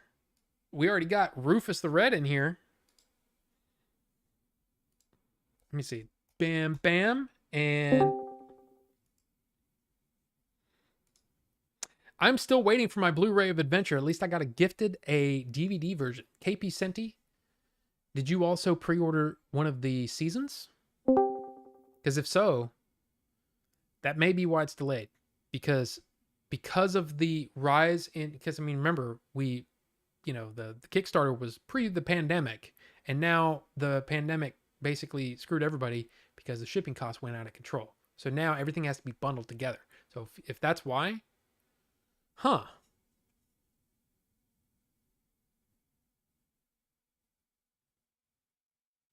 This isn't Minecraft. This isn't Minecraft, Vinny. Welcome. Give me just a second. KP Senti, are you going to be in the thing? Are you going to be in the hangout? Because if so, I'd like to know your information, because I can get that to Billy, and maybe we can work something out. We can try to figure something out. Okay. Because, yeah. But hey, or just DM me on Twitter, whatever, or Discord. Just DM me. Let me know. But hey, guys, we're gonna end the stream now, and we're just gonna do this. Oops, not that. This, and we're gonna take these off. Let's see. Bam, bam, bam. Oh, that's not the right one. It's this one. And look, there's Rufus. Hey, Rufus, say hi to all the people on the stream. There he is. That's Rufus the Red, everybody. He's Hi, all the famous. people on the stream. And Vinny Hi. and Wraith. I mean, look, it's gonna be fun. It's gonna be fun. But look, here's the thing. I appreciate you guys. Thank you for watching. Thank you so much for supporting on any level. And we'll talk to you next time. And again, I got 2 movie reviews coming Thursday. 2 in one day. I'm gonna go see a movie. I'm gonna come home. I'm gonna review it. Then I'm gonna go see another movie, and then I come home and review that, and probably be late to game day stream. But that's just the way. That's just the way. Movie reviewing go, or something. I shouldn't do that because that's more of the Game Chaser stuff. But anyway, hey, you guys have a great week. We'll see you next week and stuff. And hey, maybe there'll be a secret stream Friday night. Ooh, I don't know. Hey, Leon, have a good one, sir. And not Gary. And Bucho in right at the end. Welcome and bye and stuff. But hey, y'all have a great one. Bye.